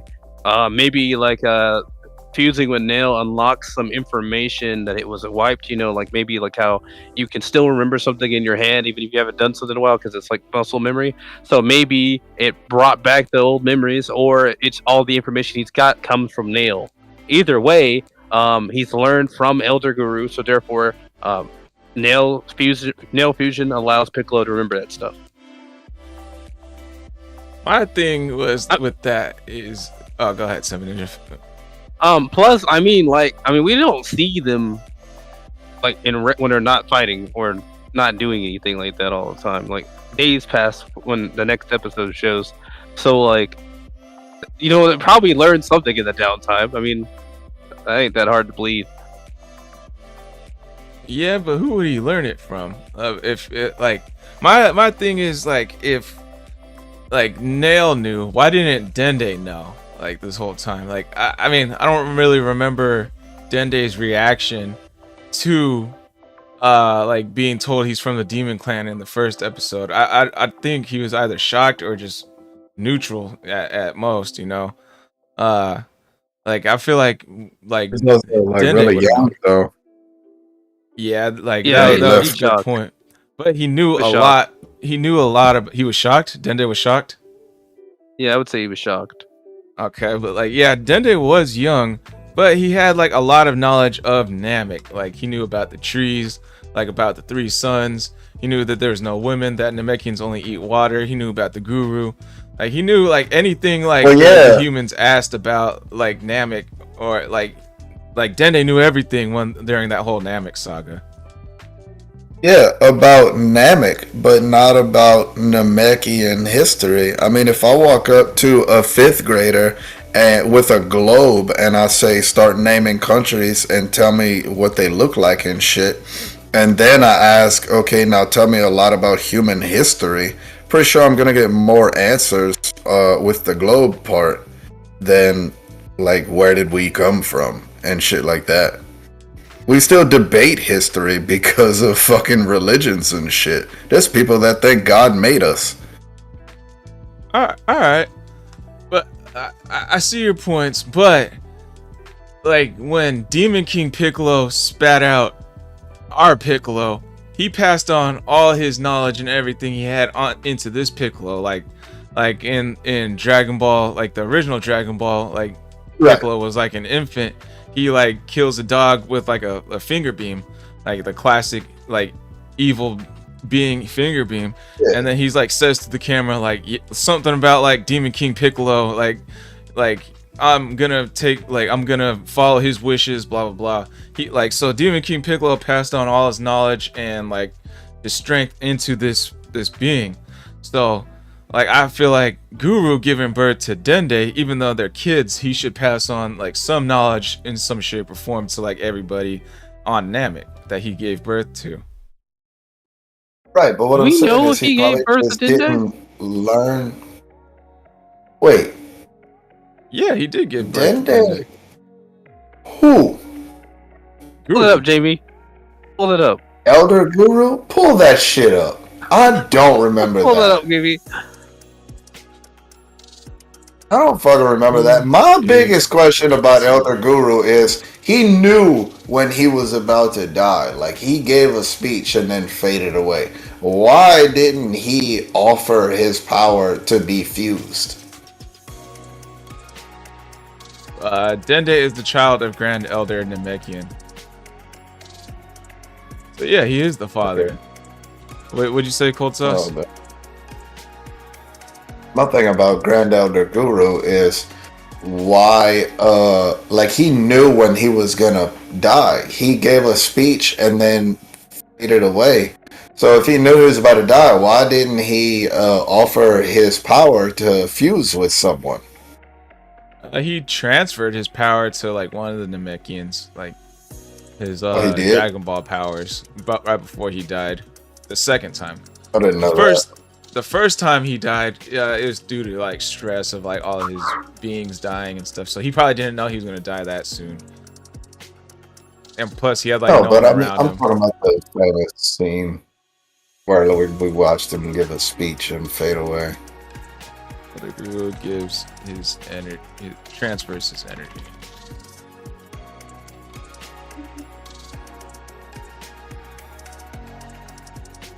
I think, okay, so when King Piccolo spit out our Piccolo as an egg, he gave all his memories and everything, but he also was dying right then and there.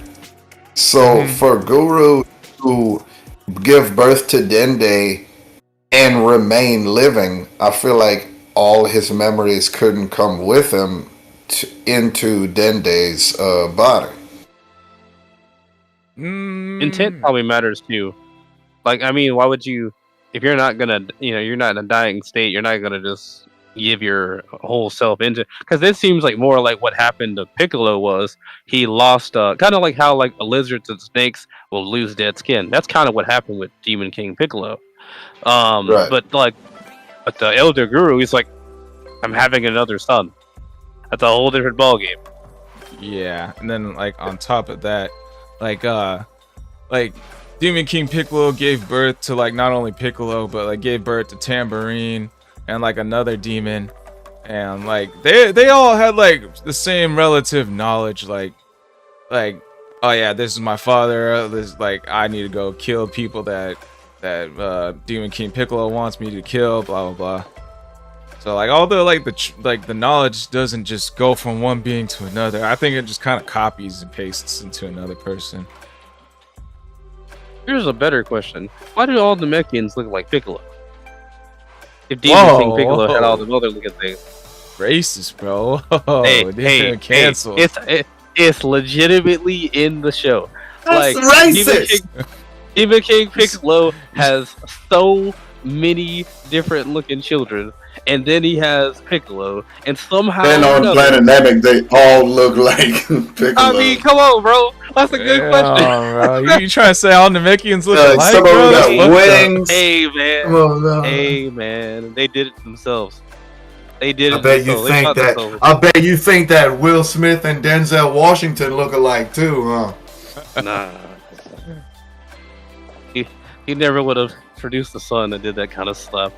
Nah, I see your point though. Tambourine and that other demon are like don't look like Namekians at all. They just look they have like straight up scaly demons. skin.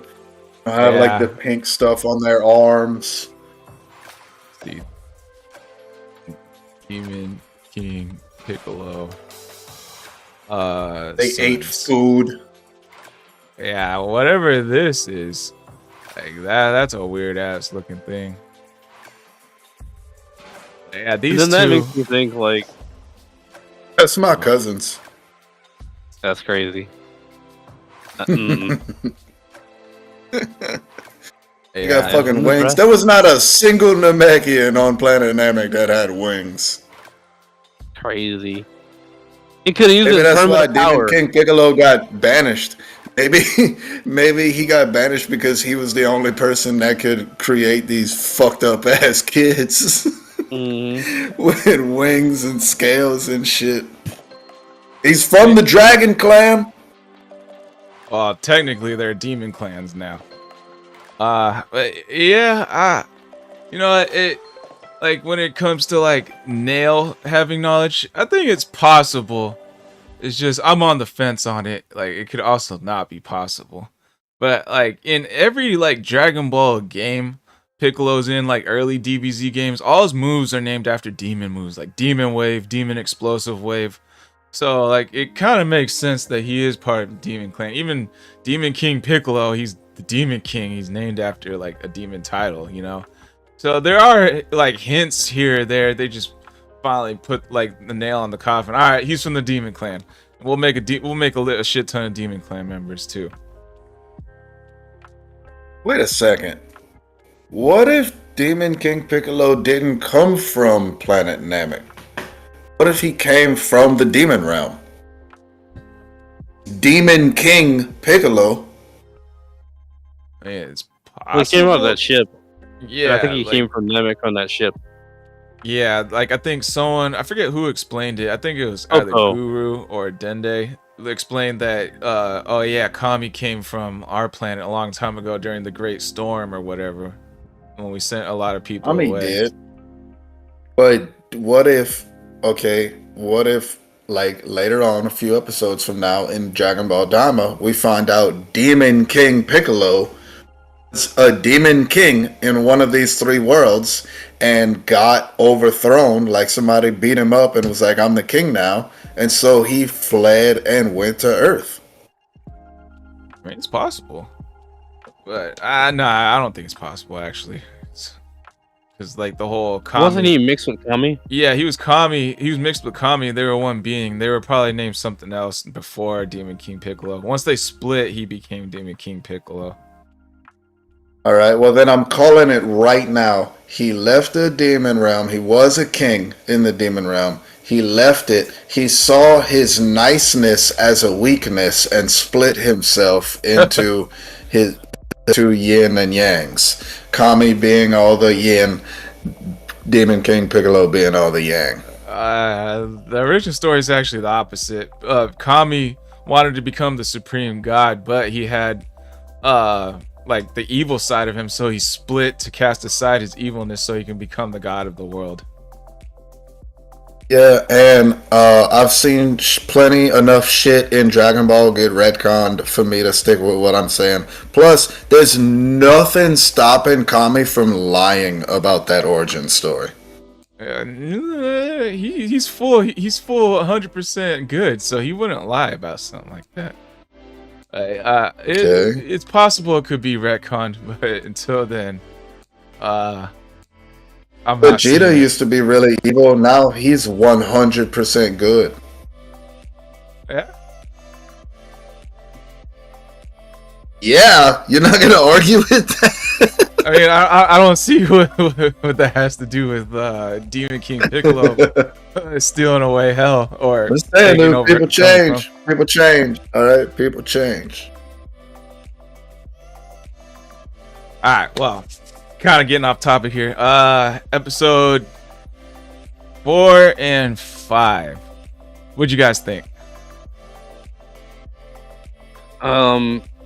Just good to see more of the demon world. I mean, I'd like to actually see like I don't know how many episodes Diamond's gonna be, but I'd actually like to see them go a good swath of time where all we see is like the demon realm for like maybe 6 whole episodes, and then like we'll a level of the demon world, and like then we'll see like another stage where it'll be 6 more episodes. I want to see every demon world because odds are high we're never going to see this place again, and we're going right back to Earth. So like actually explore the demon world on every level, and let us see what it could be. I mean, because then they do that. When Xenoverse or something comes up, Xenoverse 3 maybe, we'll see a whole demon race, and then we'll see like a lot of the demon world in there. So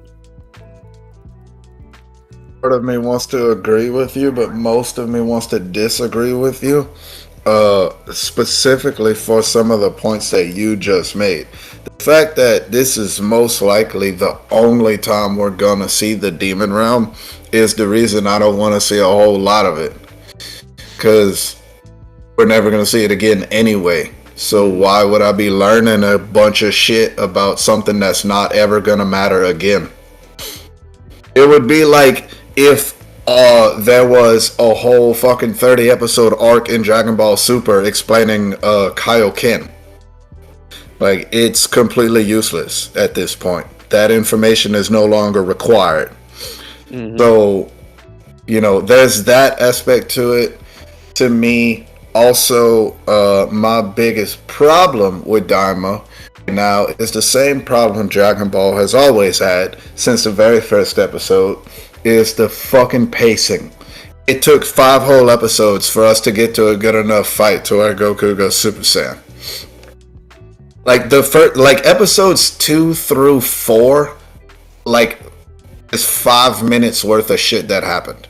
It's like episode 2 they went to the demon realm. Episode 3 they walked around in the demon realm and got a hotel. Episode 4 they pulled up on a little village and saw some fucking cops being mean, and they beat up like 10 of them. Yeah, I thought episode 4 would be the part where Goku turns Super Saiyan, not against like the King's little like wimpy army. It's just moving really slow. Listen, when they did episode 1, it told us all the information, and then 2 and 3 we heard like basically regurgitated the same information. I wasn't surprised. I was like, bro, you could have gave me all of what we saw in episode 2 in episode 1. We didn't need any of that. Make it an extra long episode, maybe an hour and some change. They could have done that easily. Like, we didn't need to see that. But 7 Ninja. Alright, actually, give me 1 sec. I'm gonna do an ad read.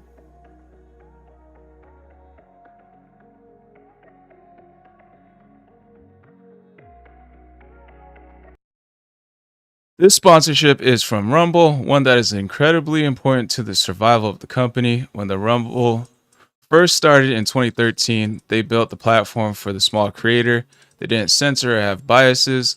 They were fair and treated all creators equally. No one thought platforms would censor political conversation or censor opinions on COVID, but they did. Facebook admitted they fell to pressure from the Biden and Harris administration. Rumble did not. They held the line. They are attacked daily for giving us a voice to talk to you.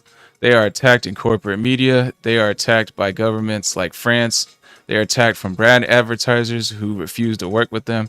Corporate America is fighting to remove speech.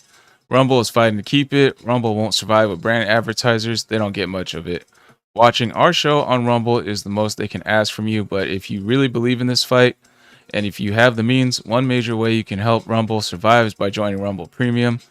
Join the community that believes in the First Amendment and believes in our human right to free speech. Rumble is offering $10 off with the promo code STUDIO when you purchase an annual subscription.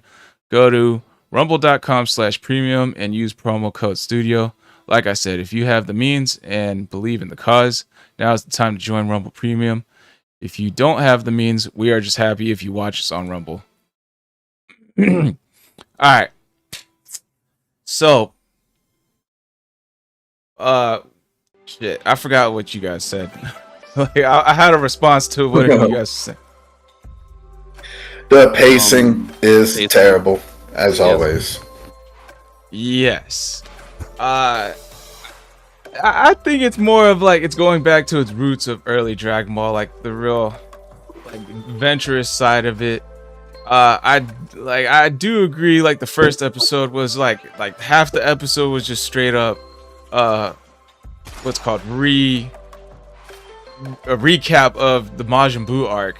which like is animated beautifully, but we could have shortened that down to like a couple minutes.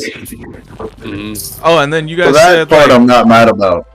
Because there's literally an entire generation of Dragon Ball fans that weren't even alive when those episodes were coming out. So, as far as dedicating one episode to being like, this is what happened and this is where the story starts, I'm fine with it. But for episode 2 to just do it again, it's like, alright, you know, we heard you the first time. We're not freaking retarded. Like, but like you guys said that like we're probably never gonna see it again. I think like the fact that they gave Piccolo's race like a whole different origin, they could possibly be using this in the future of Dragon Ball Super, possibly. Like I think it's possible that they might implement this in the main story in some way, shape, or form. Hopefully, that's what I'm hoping for. Cross my fingers. maybe. I'd like to see that. What I'm not gonna do is ignore the fact that you just said origin. Bro, he's been saying that this whole time. He's been saying that this whole time.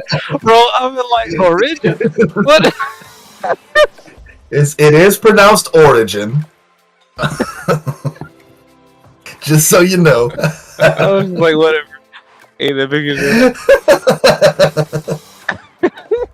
Well, they changed up Piccolo's origin. It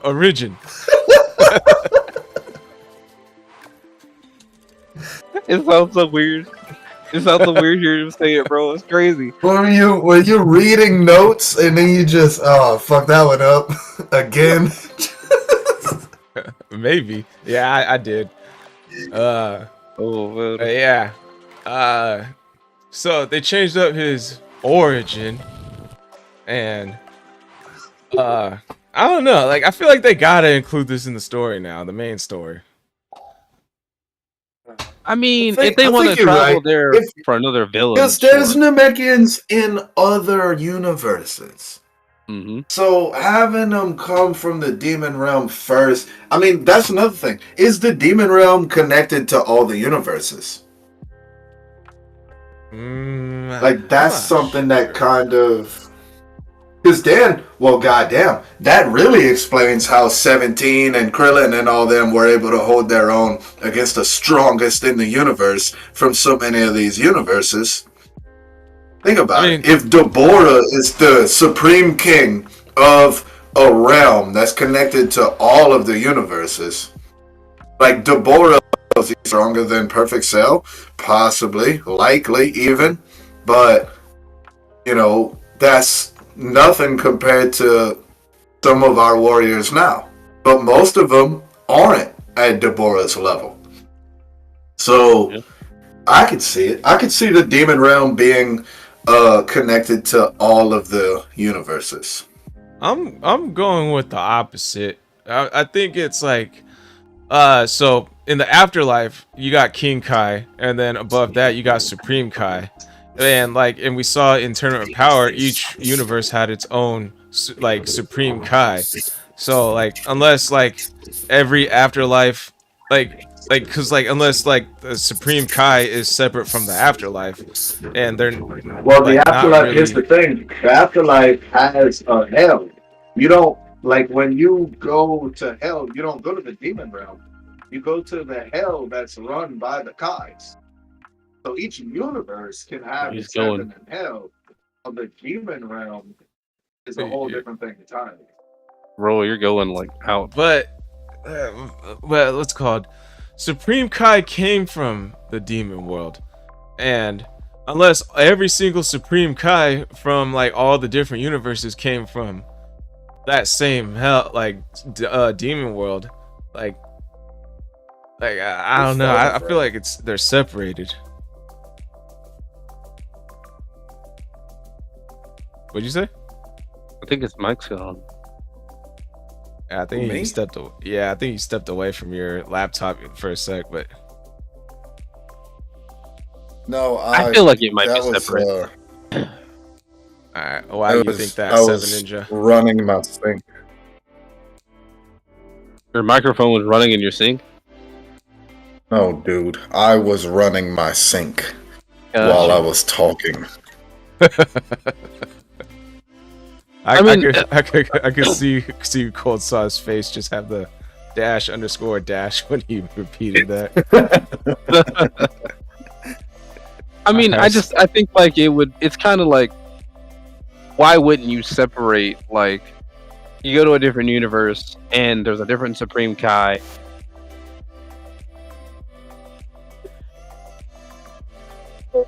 Beerus is over all of it. I could maybe believe like there is just one Zeno, Grand Zeno, until we brought the other timeline thing. So then like there's a separation there. I could believe there being separate universes or separate Daimas, because like there's just separate Supreme Kais. The only time that wouldn't matter is like Zeno. He's the only one that's kind of unique versus everything else. Yeah, if it wasn't for like different Supreme Kais, like from different universes, I would probably believe that Daima was multiversal. But since they're all from separate universes, to me that screams like separate Daimas. Well, I mean, we don't have enough information for either one of us to like have a really strong stance on it. I think the demon world is connected to every universes. Also, while you were saying that, I was thinking of how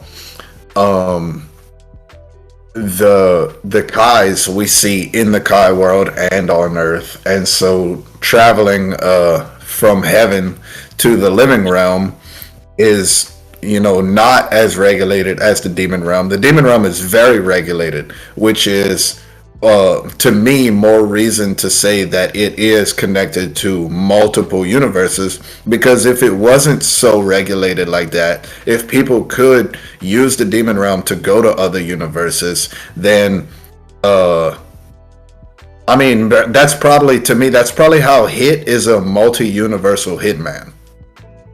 Like, that dude is known to travel to other universes and carry out hits for the gods.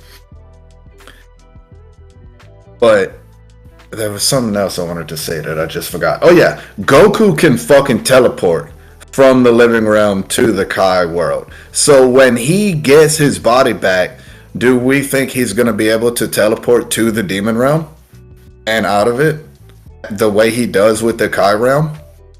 I think it's a prison, because he doesn't, like, none of them are having to go through that fish, and that fish is like a guard. I think the demon realm is a prison for, like, there's got to be something that's an ultimate evil that isn't what Devora or Goma are. There's got to be something specifically that is a straight up. I completely agree, but I don't think it has to be a big evil.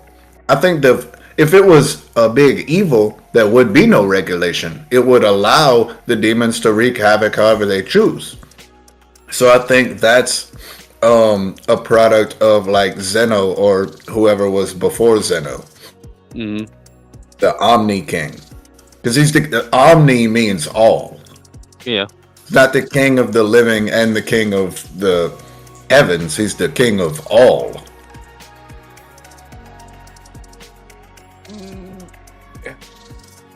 Yeah, I don't know. It's a tough one. I can see it going either way.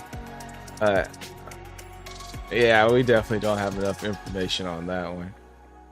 What I did want to bring up is, like, me and Seven Ninja, we discussed like Goku having Super Saiyan or not. They finally revealed he had Super Saiyan. So what are your thoughts on that, Seven Ninja?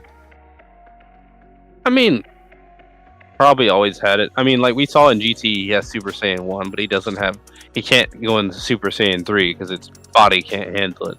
I mean, I don't think they fully expressed if his body can't handle 3 yet. So we'll see. I don't know.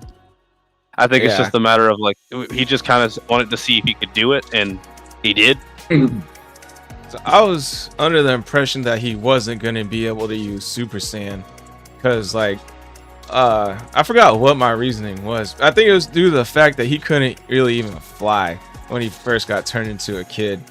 and like he couldn't control his body or nothing. So I feel like they were hinting at the fact that he couldn't go Super Saiyan, but now I'm completely wrong on that one. So now it's just a matter of fact of what, like, how far can he use his like real power, you know, like can he like reach any of like the rest of his Super Saiyans or not.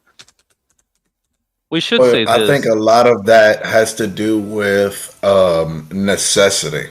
So like when Goku first turned into a kid and he was like, let me see if I can still fly, and he was kind of off balance and shit. Sure, you know, he's off balance and all, but he's also not locked in. He's also not in a do or die situation where we see when Goku is backed in that corner, he's able to completely shatter his limits and go beyond what he believes he can go to. So, yeah, once things become more of a necessity, I think we're going to continue to see Goku's power rise, as always. But as far as him, like, I never thought he couldn't go Super Saiyan, because he's about the same size as Goten and Trunks, who we see go Super Saiyan like nothing. Oh yeah, now I remember. It's like I think they like the wish was to turn them all back into 6-year-olds and or first graders or whatever. And like when Goku was first introduced in the show, he was 12, and so that's like I thought it like brought him back down to like that type of power. So, but yeah, it's definitely not that type of power. Seven Ninja, I think you had something. My only thing is, like, you know, they don't lose the knowledge and they don't lose the power. They were having to get used to their newer bodies. And what we see with Goku, specifically episode 2, is he's constantly, like, even Vegeta's like not like training like that. Like, Goku's the only one. He's constantly doing a bunch of training to understand his body. And so for him to be able to do Super Saiyan, number one, that's not surprising. He was the only one really trying to figure out. You said earlier, Goku's key, master of key control. Goku was trying to do that the whole time. So, if anything, I could truly believe he could jump into 3. Maybe he's not going to do it immediately, but more or less, he's just trying to understand his body. I think it's always still in there. It's just a matter of understanding what he is. And I think it's that might happen incredibly hater vibes to say that Vegeta's not training. Vegeta was the only one who continued training when in the beginning of the Buu saga when he gave that speech. Vegeta was the only one that was still training throughout that whole time skip. I think you're misunderstanding me. What I'm saying is that like when they get turned into kids specifically, like we always see Goku training. The others are kind of doing something, but they're not really on the level as Goku is training, right? We see him doing a lot all the time. Immediately. Point of annoyance. I mean, well, and Goku's a really lighthearted, free spirit dumbass versus, so he's not sitting there thinking, what is going on? How much information can I learn about what's going on? And what kind of plan can I do to fix what's going on? Like the smarter characters like Vegeta and Piccolo are doing. Yeah. But also another thing about Vegeta, like immediately jumping into training, is we do normally see Vegeta training. He prefers to train alone. Now, I mean, lately in Super and shit, he likes to train with Kakarot. But for most of what we know about Vegeta, he wants to train alone. But as far as like the first day into being a kid, I'm sure he's got a lot more questions he'd like answered, or at least try to find answers before he just gets into training. Goku doesn't care. Goku is just a fucking moron. Vegeta fan. Don't let him talk about your boy like that. He's got to defend his man. You know, Vegeta fans always gotta make sure their boy is well taken care of. They can't let Goku have all the spotlight. I'm pretty pissed off that Vegeta and Piccolo wasn't on that ship. I feel like all of them should have went.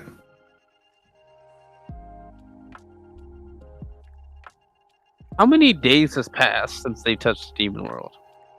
1, 2, maybe? I don't know, but did 17 and 18 turn into kids too?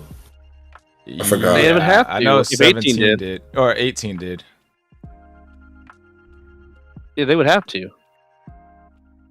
Because friends Also, and there family. was one thing that I wanted to see where like the wish was the guy who defeated Majin Buu and all his friends. So like I wanted to see someone in the clique not get turned into a kid, which would just confirm that Goku doesn't see him as a friend. But I couldn't think of any character that Goku would dislike. But I just think it would have been funny to have at least one guy.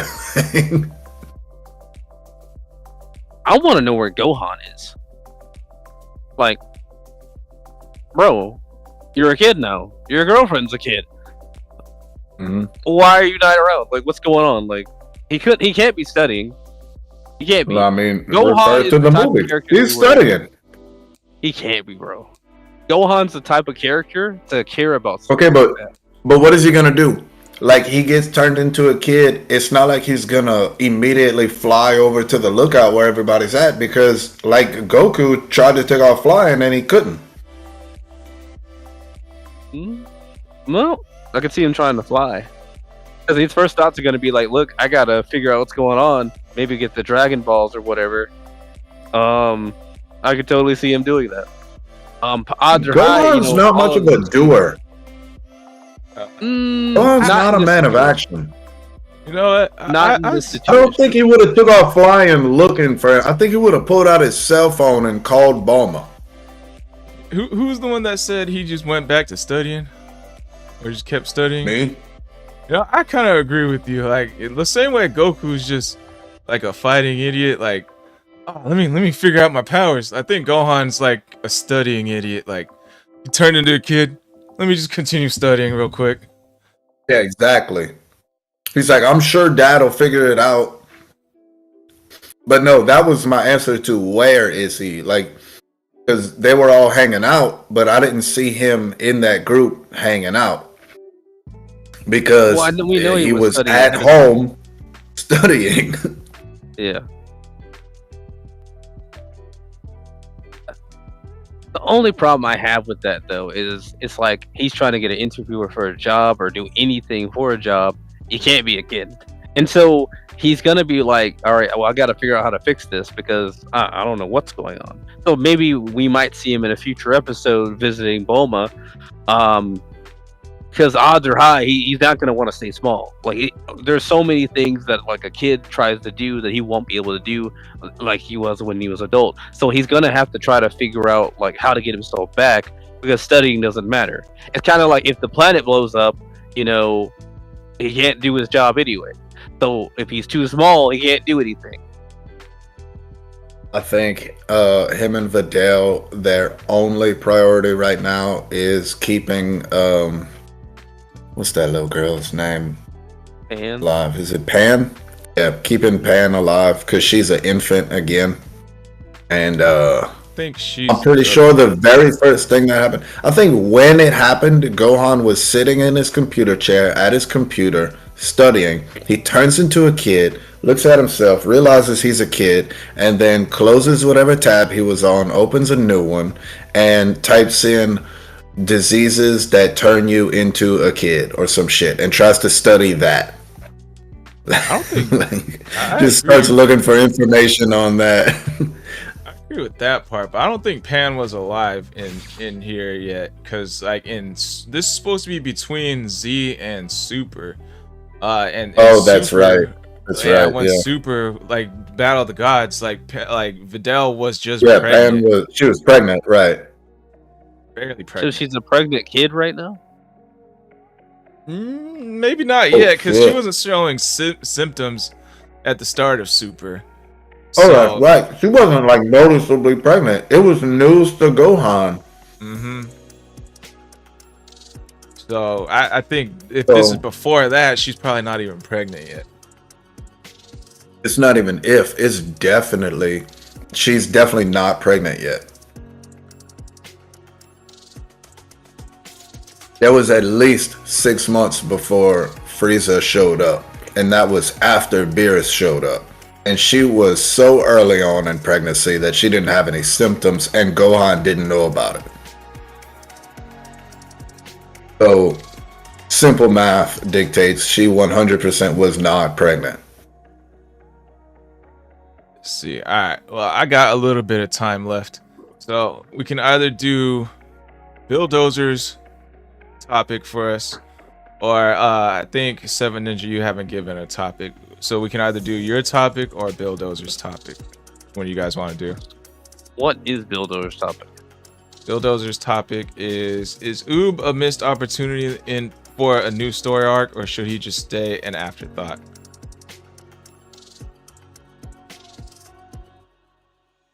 I don't really care for Oob, so Yeah, keep him as an afterthought. I got a phone call. I'll be right back. Oh, was that Seven Ninja? He said he's got a phone call. Oh, okay.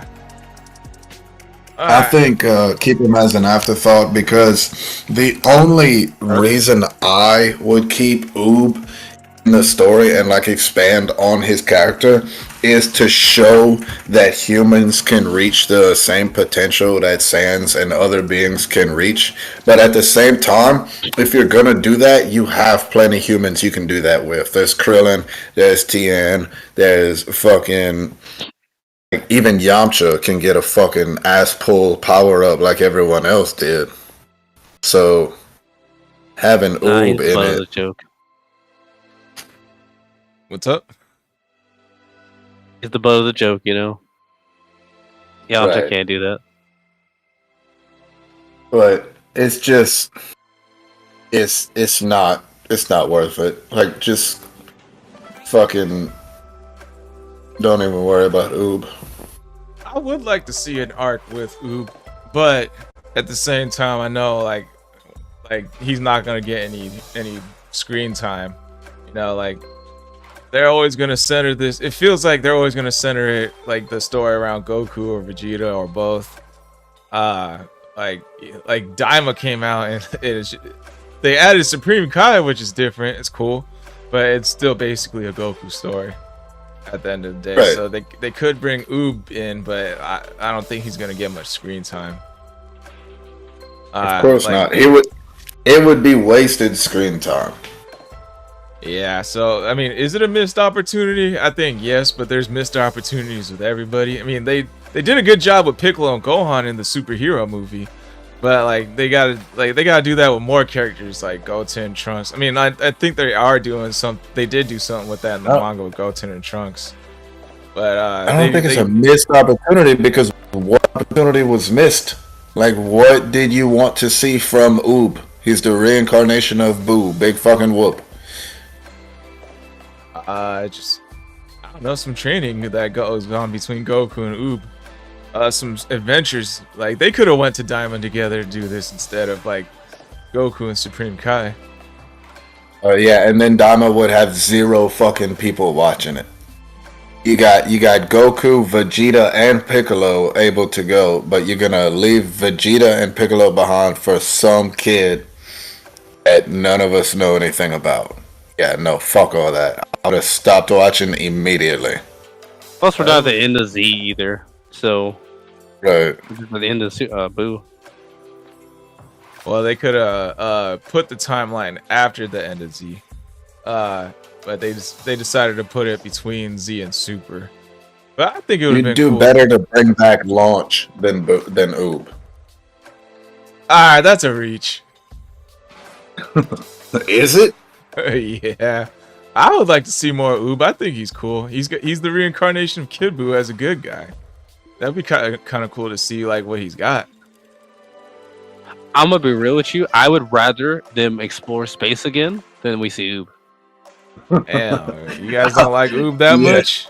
That dude I mean, I don't said he would rather sit through GT again. I mean, GT was so bad, the writer of the show retconned it and started again. He said, "This is the rough draft, and I'm not going with it anymore." like now that it's retcon, we have unlimited amounts of possible points of interest we could go to. For them to go back with Oob, a singular character, we could find different ways for the humans of the Z Fighters to actually be worth something. Like, Exactly. and we would rather bring in Oob. Like, no, we don't need that. We don't. Unless you're gonna say they're gonna get magically empowered somehow. I don't know. It'd be cool. Like they could do like I mean, they could do these possibilities with any characters. You know, you can have Yamcha and train with Tien some more. Yamcha and Tien missions together. Like the same could be said with Oob. Oob can be training with alongside Yamcha and Tien. Those three can go on missions together. That's the You point show that what me Yamcha and gets Ninja's stronger, bro. making right now. That's the point that me and Ninja's making right now is we have plenty enough characters that we don't see enough of. We don't need a whole nother one that we're gonna suddenly start seeing too much of. I feel like if you fucking absolutely have to have Oob in there, just fucking make him friends with Goten and Trunks and have us see him as much as we see them. And like now they're the three of them trained together. You know, other than that, don't fucking put any focus on some character that's not Goku, Vegeta, and Piccolo and Gohan.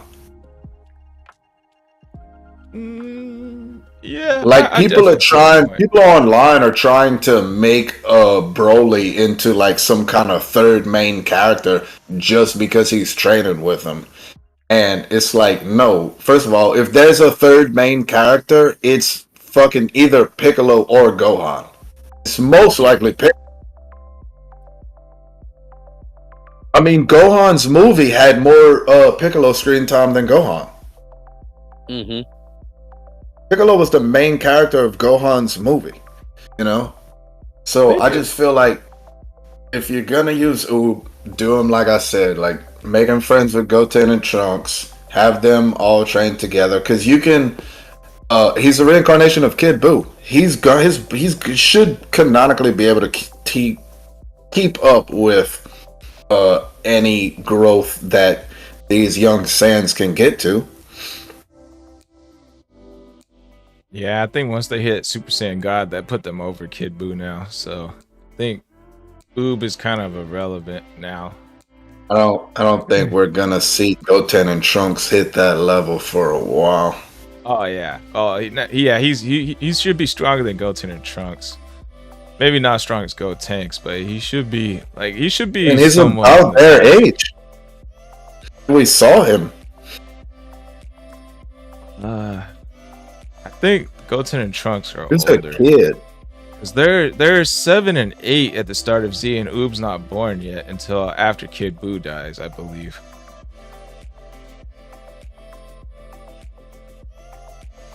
Yeah, I guess you're right. Bro, you know what I'm ready for? I'm ready to see Chaozu come out of the woodwork with some special power. Okay. Well, hold on. All right. Hold on. Fuck Chaozu, man. Sticking to fucking, you want to talk about no leave Yamcha is weak. All right, well then I want Yajirobe to get a power. Hey, you gonna see the I really do want Yajirobe to get a power up though. Oh, God, bro. But no, considering Oob's age now, yeah, he's not. He's not born when Goten and whatever. So put him in the story, make him Pan's boyfriend. There you go. Well, that's a good one. I like that idea. Yeah. That Pan likes Trunks for whatever reason. Well, at least in GT. What? Oh. Yeah. I mean, they're not blood related. No, They're not. Goku's grandkid getting with Vegeta's kid. But that I don't know. I kind of like there's a part of me that feels like Goten and Trunks are gonna be boyfriend and boyfriend. They've already been inside each other once, twice. Oh God! No. Oh God! Squall! No. We're talking about children, man. I'm talking about fusion. Oh my God! No. Canceled. Canceled. And canceled. Japanese only. Mm-mm. So like, I guess one thing I do want to say is, y'all notice like Goku's like when he became a kid, like he legitimately just stopped acting like his adult self doesn't act the way he does inside of a diamond, like not even remotely. Wait, what? It's like he fully embodied this kid self. Huh? What'd you say? I mean, there's a couple moments where, yeah, he's more childlike than adult-like. Like when they were in the ship and they were talking about the air being heavy, and he was like, "I could fart and y'all wouldn't know it."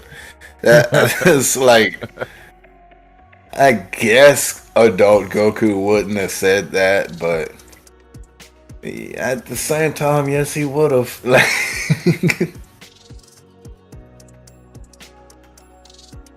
Yeah. I see where you're coming from. Bro. Yeah. In closed spaces, bro. Bro, listen. I've been in enough situations like that.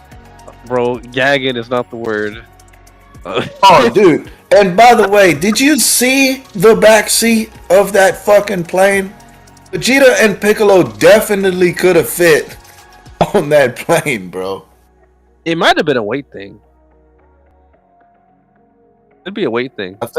I think it was a Glorio thing. I think this is like an assassination attempt on or an imprisonment attempt on Goku. That's a good. I do have my doubts about Glorio as well. I'm not sure. I mean, whether he's a real good guy or not.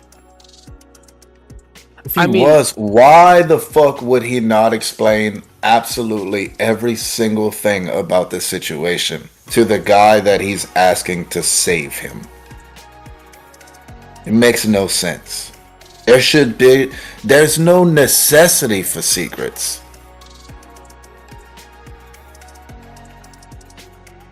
I mean, he seems to be a higher up in like with his specific group.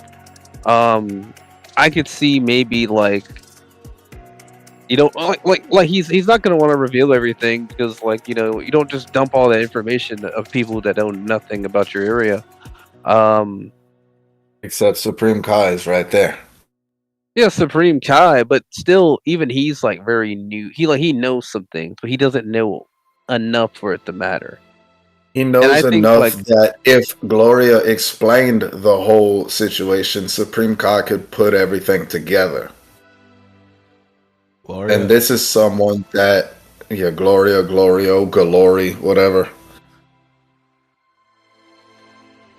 My bad, go ahead. I feel like if I was Glory hard in this situation, I would have explained everything to Supreme Kai, because this is someone who, when he said, Goku, come with me, Goku didn't say, Supreme Kai, come on. Supreme Kai said, I'm coming, and Goku was like, yeah, good idea. So obviously this is someone Goku's willing to listen to. So whatever your reasoning for not telling Goku, maybe you automatically realize this fucking kid is dumb as a box of rocks. Tell it to Supreme Kai, who does know this kid. I don't think, though, like, maybe he has a plan in the end. Maybe his head guy, the guy that's ahead of him, wants to become the new Demon King. It's possible. But the problem is he's over here listening into, like, Goma.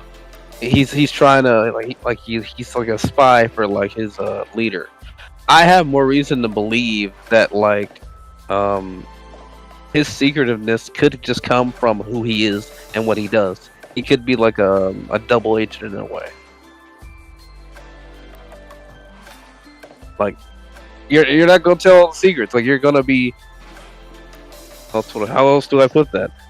Like it's just a part of his nature. It's something he has to do on a regular basis. So like, you wouldn't tell everything. I think what we're seeing right now is him, well, explaining what's going on while showing them new stuff along the way. Because I don't think Supreme Kai knows a lot about the demon world like that. Like he knows stuff, but I don't think he knows all the stuff that Glorio knows. Yeah, there's definitely more to him than we know. 'Cause, like in the hotel scene, there's like that point where like they were like charging him 30,000 or whatever, and he shows like his badge or whatever. Like, oh shit! All right, 5,000. So like, I feel like there's definitely more to him that we don't know. It's just, what is it? Is it good or is it bad?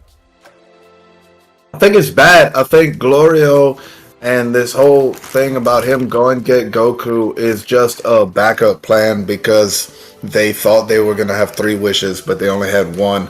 So, as a backup plan, just in case Goku goes to the demon realm and fucking, kills the dude or whatever, they'll have Goku in their possession. And I think further evidence of that is if he was here to get help from the people that defeated Majin Buu, like he saw the same tapes that they saw. He saw Vegeta fighting with him. Vegeta said, "I'm coming too," and he said no, when there's plenty enough room in that plane for Vegeta to sit. So if he was here to get help from the people who beat Majin Buu, he would have got the people who beat Majin Buu, not just Goku. It doesn't make any sense. He wouldn't have been like, no, I don't want help. I'm here for help. That doesn't add up. Yeah, that's a good point. Especially since like they all been turned into kids. If he knew Goku and friends defeated Majin Buu, and now he sees that they're all turned into kids, wouldn't he want like a little bit more like help from that? Like not like a kid version that defeated Kid Buu. And not only that, but not giving Supreme Kai enough time to relay the pin number to Kibito is another thing that adds to this guy's not on our side. I kind of felt like that situation was just a matter of like he's kind of like in awe. He's thinking about so many different things, and then he just remembers, oh, I gotta tell him this code real quick. Dude, you're such a Glorio rights activist, bro. Bro, come on, bro. Y'all taking the obvious idea. They're literally like, if you take the obvious idea, it's on the surface, bro. It's Toriyama. It's not Oda. It's not it's Dragon Ball. It's gonna be very surface level writing.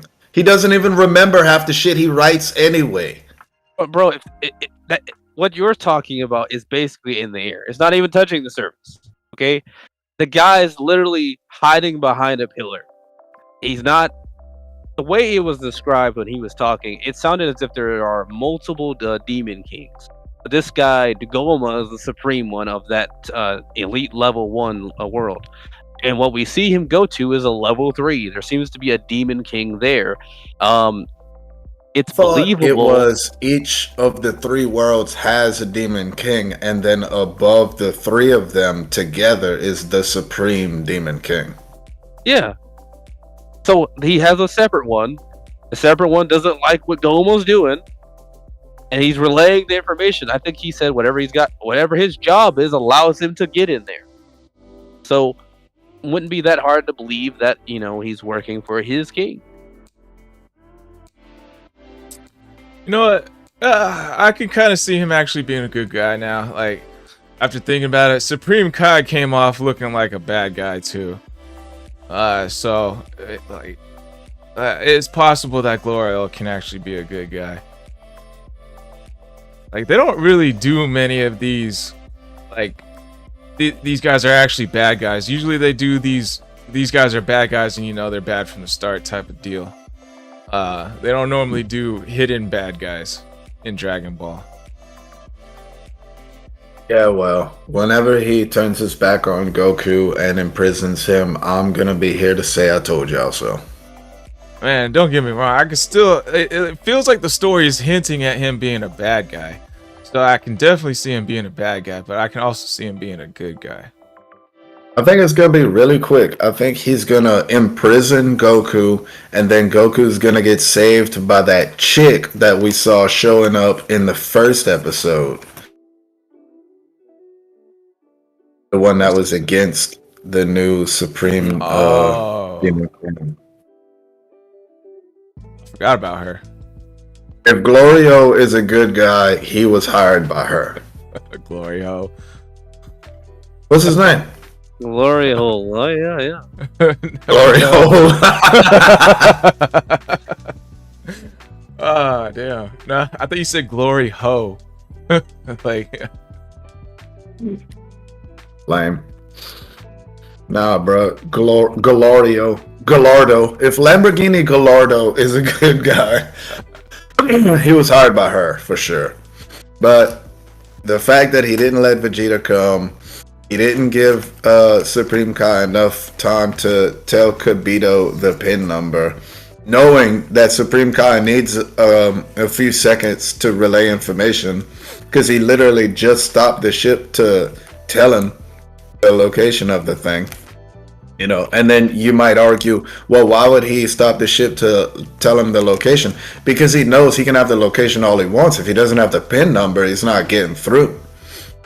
So, yeah, I think he's against us. I think he was sent to kidnap Goku and imprison him. And I think the reason he's keeping everything so secret is because he knows if he tells his motives, if like Goku's stronger than him, he knows he would lose a fight to Goku. So he's just gotta make Goku think that he's on his side and shit, and then allowing Supreme Kai, if he's against Goku, allowing Supreme Kai to come, that's another thing. Like, he sees Supreme Kai has knowledge of the demon realm, and he knows that these other guys that are friends with Goku were involved in defeating Majin Buu. So if I can take out Goku and the one guy that knows about the demon realm, then these other guys aren't even going to be able to do anything about all of this. yeah, I could definitely see him being a bad guy. For sure. Vegeta's going to Namek. Going to Namek. What? Yeah. Say that in English? Kibito's probably going to go to Namek and get the code from there. On They just need the Dragon Balls. No, the Namek have Dragon Balls. We just go to Namek and fucking wish for our bodies back. I was wondering that myself. But he's probably going to wish for, like, the code. And then they're going to learn the code. And then that's how they're going to get there. I don't understand why, like, okay, if me and my friends got transformed into kids, like, we'd probably just stay as kids for one. But also, like, if we fucking to have our bodies back, and the thing is either go kill the dude who turned us into kids, or wait a year for the Dragon Balls to return. Like, why aren't they just chilling? I think it's because of the fact that they took Dende, and then they took the balls themselves, and they're stone form. That's true. So if it goes anywhere, it might scatter inside the demon realm. They took I didn't know. Then again, that guy can bring it back. I didn't know that they took the Dragon Balls too. Yeah, I didn't know that either. I must have forgotten. Actually, I don't think they did take the Dragon Balls, but I know that they took Dende because they thought that they needed, like, a person needed Dende to summon Shenron. But we know that that's not true. Which is why I was like, why don't we just fucking wait? I thought they took Dende because just in case, like, they came after him, like, they just took him as a hostage, and that's the reason why they ended up coming after them anyways.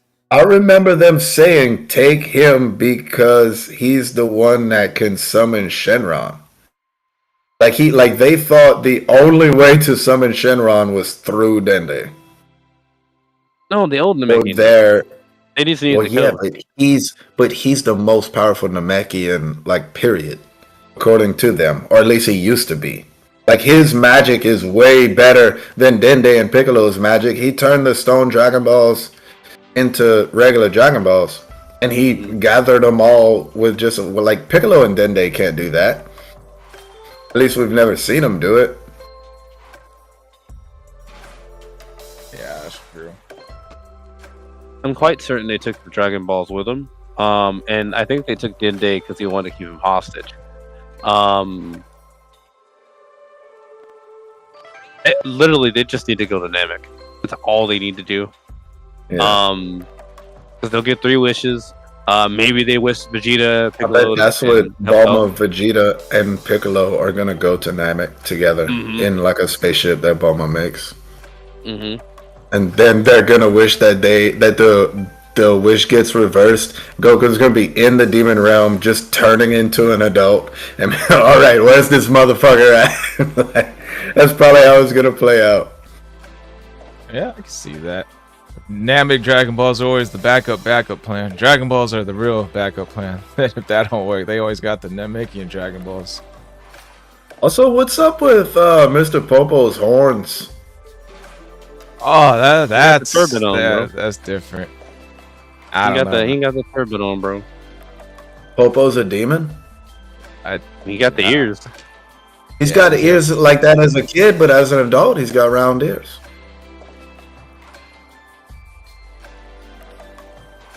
Hit up, Jamie. Pull it up, Jamie. Mr. Pop. Oh, No, he got the ears, bro. Oh, Popo's got pointy ears. Yeah. So Mr. Popo's a demon. Super Saiyan Popo.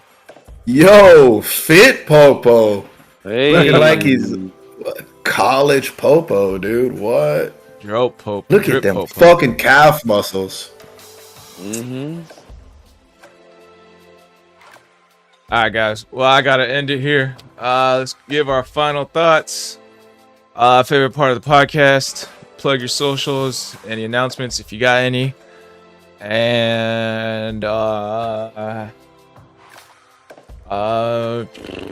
can't think of an outro question.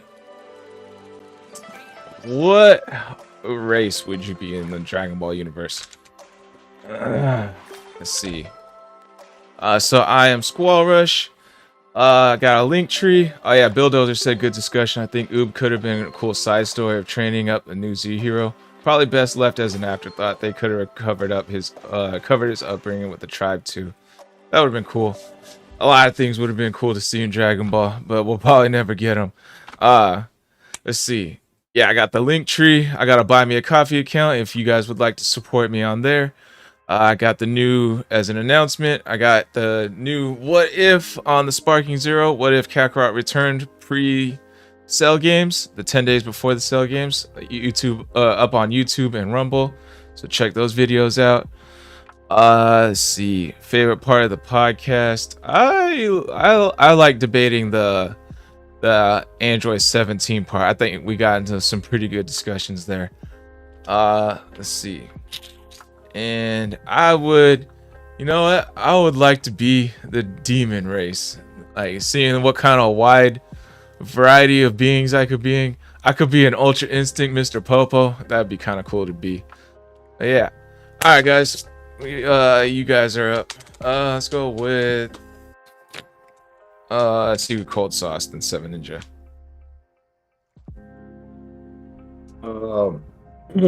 Everybody, it was good talking to y'all. My name is Secret Cold Sauce. You can find me on Twitch at Cold Sauce 2894.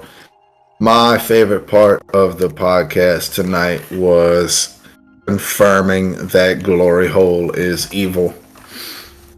Quote unquote. I think we had a really good podcast tonight. Also, I want to give a quick shout out to a couple of my favorite content creators. There's this guy named Squall Rush. He makes some pretty good shit on YouTube and Rumble. And there's specifically on Rumble, there's this guy named 7Ninja. He covers Dragon Ball Daima. He covers Dan to Dan. Dude makes some pretty good shit. Y'all go check him out. And do we have an outro question? Did you ask? Yeah, sounds pretty cool. What Dragon Ball Z race? Oh yeah, what race would be? I mean, who the fuck isn't gonna choose the Saiyan race? So yeah, I'm definitely going with the Saiyans, and I'm gonna keep my tail, motherfucker. Shout out your book as an announcement. Oh, it's not published yet. There's no point. It's coming soon. Super Right. Cool Sauce got a cool book coming out soon. All right, 7Ninja.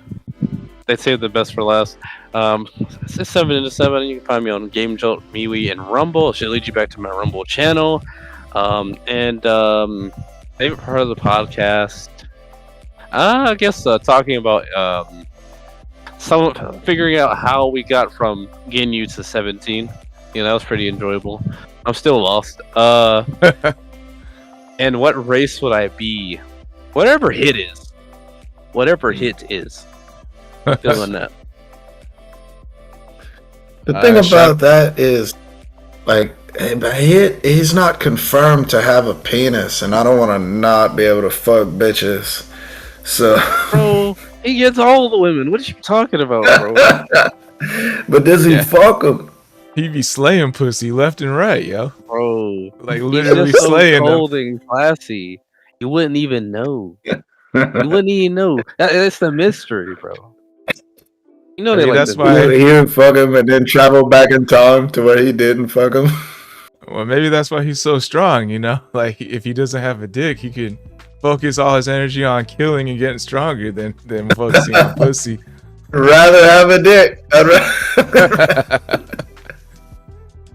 Shout out your new video you just dropped, 7Ninja. Oh, well, I just did the full review of The Legend of Vox Machina. I'm still waiting for Secret Cold Sauce and Hunter to watch it and tell us how you feel on Sensu Talks. But, you know, whatever. You know, that's Not what I did. Sensu full Talks review. yet. Bro, it was You last just posted time. that link tonight. No, we talked about it. I was waiting for you guys to talk about it on Sensu Talks last week. Not last week, last Wednesday. But you want me to watch The Legend of Vox Machina? Season 1. Like, can I just watch your reviews of it? No, bro. I talked about pieces, but I'm not gonna recap the whole That was show. fucking homework, man. Come on, bro. We gotta watch Hell's. What was it? Hell's Paradise now. Yeah, we gotta watch Hell's Paradise. Really? So What the fuck is that? That's the one It's, Blaine It's picked. who? anime. Blaine. Blaine's not even here. Blaine Oh, ditched he's us still to being go nerding out, my fucking boy. party with That's his for- friends tonight. No, that's for nerding out, though. He's usually here for the nerding out ones. Hey, babe. Yeah, but he still hasn't seen the first episode of Daima. I'm not doing homework for Blaine when he's not doing homework for us. That's a good point. Well, we're doing Hell's Paradise, then we cannot do his stuff anymore. But anyways, yeah, we'll see you guys for nerding out next weekend. I'm gonna be busy on Saturday, so it's probably gonna be a Friday or a Sunday again. But then we also got Senzu Talks on Wednesday. So I hope to see you all there. Thank the panel, thank the viewers. Y'all have been great. This was a great podcast. I thoroughly enjoyed it. So I'll see you guys in the next one. Peace.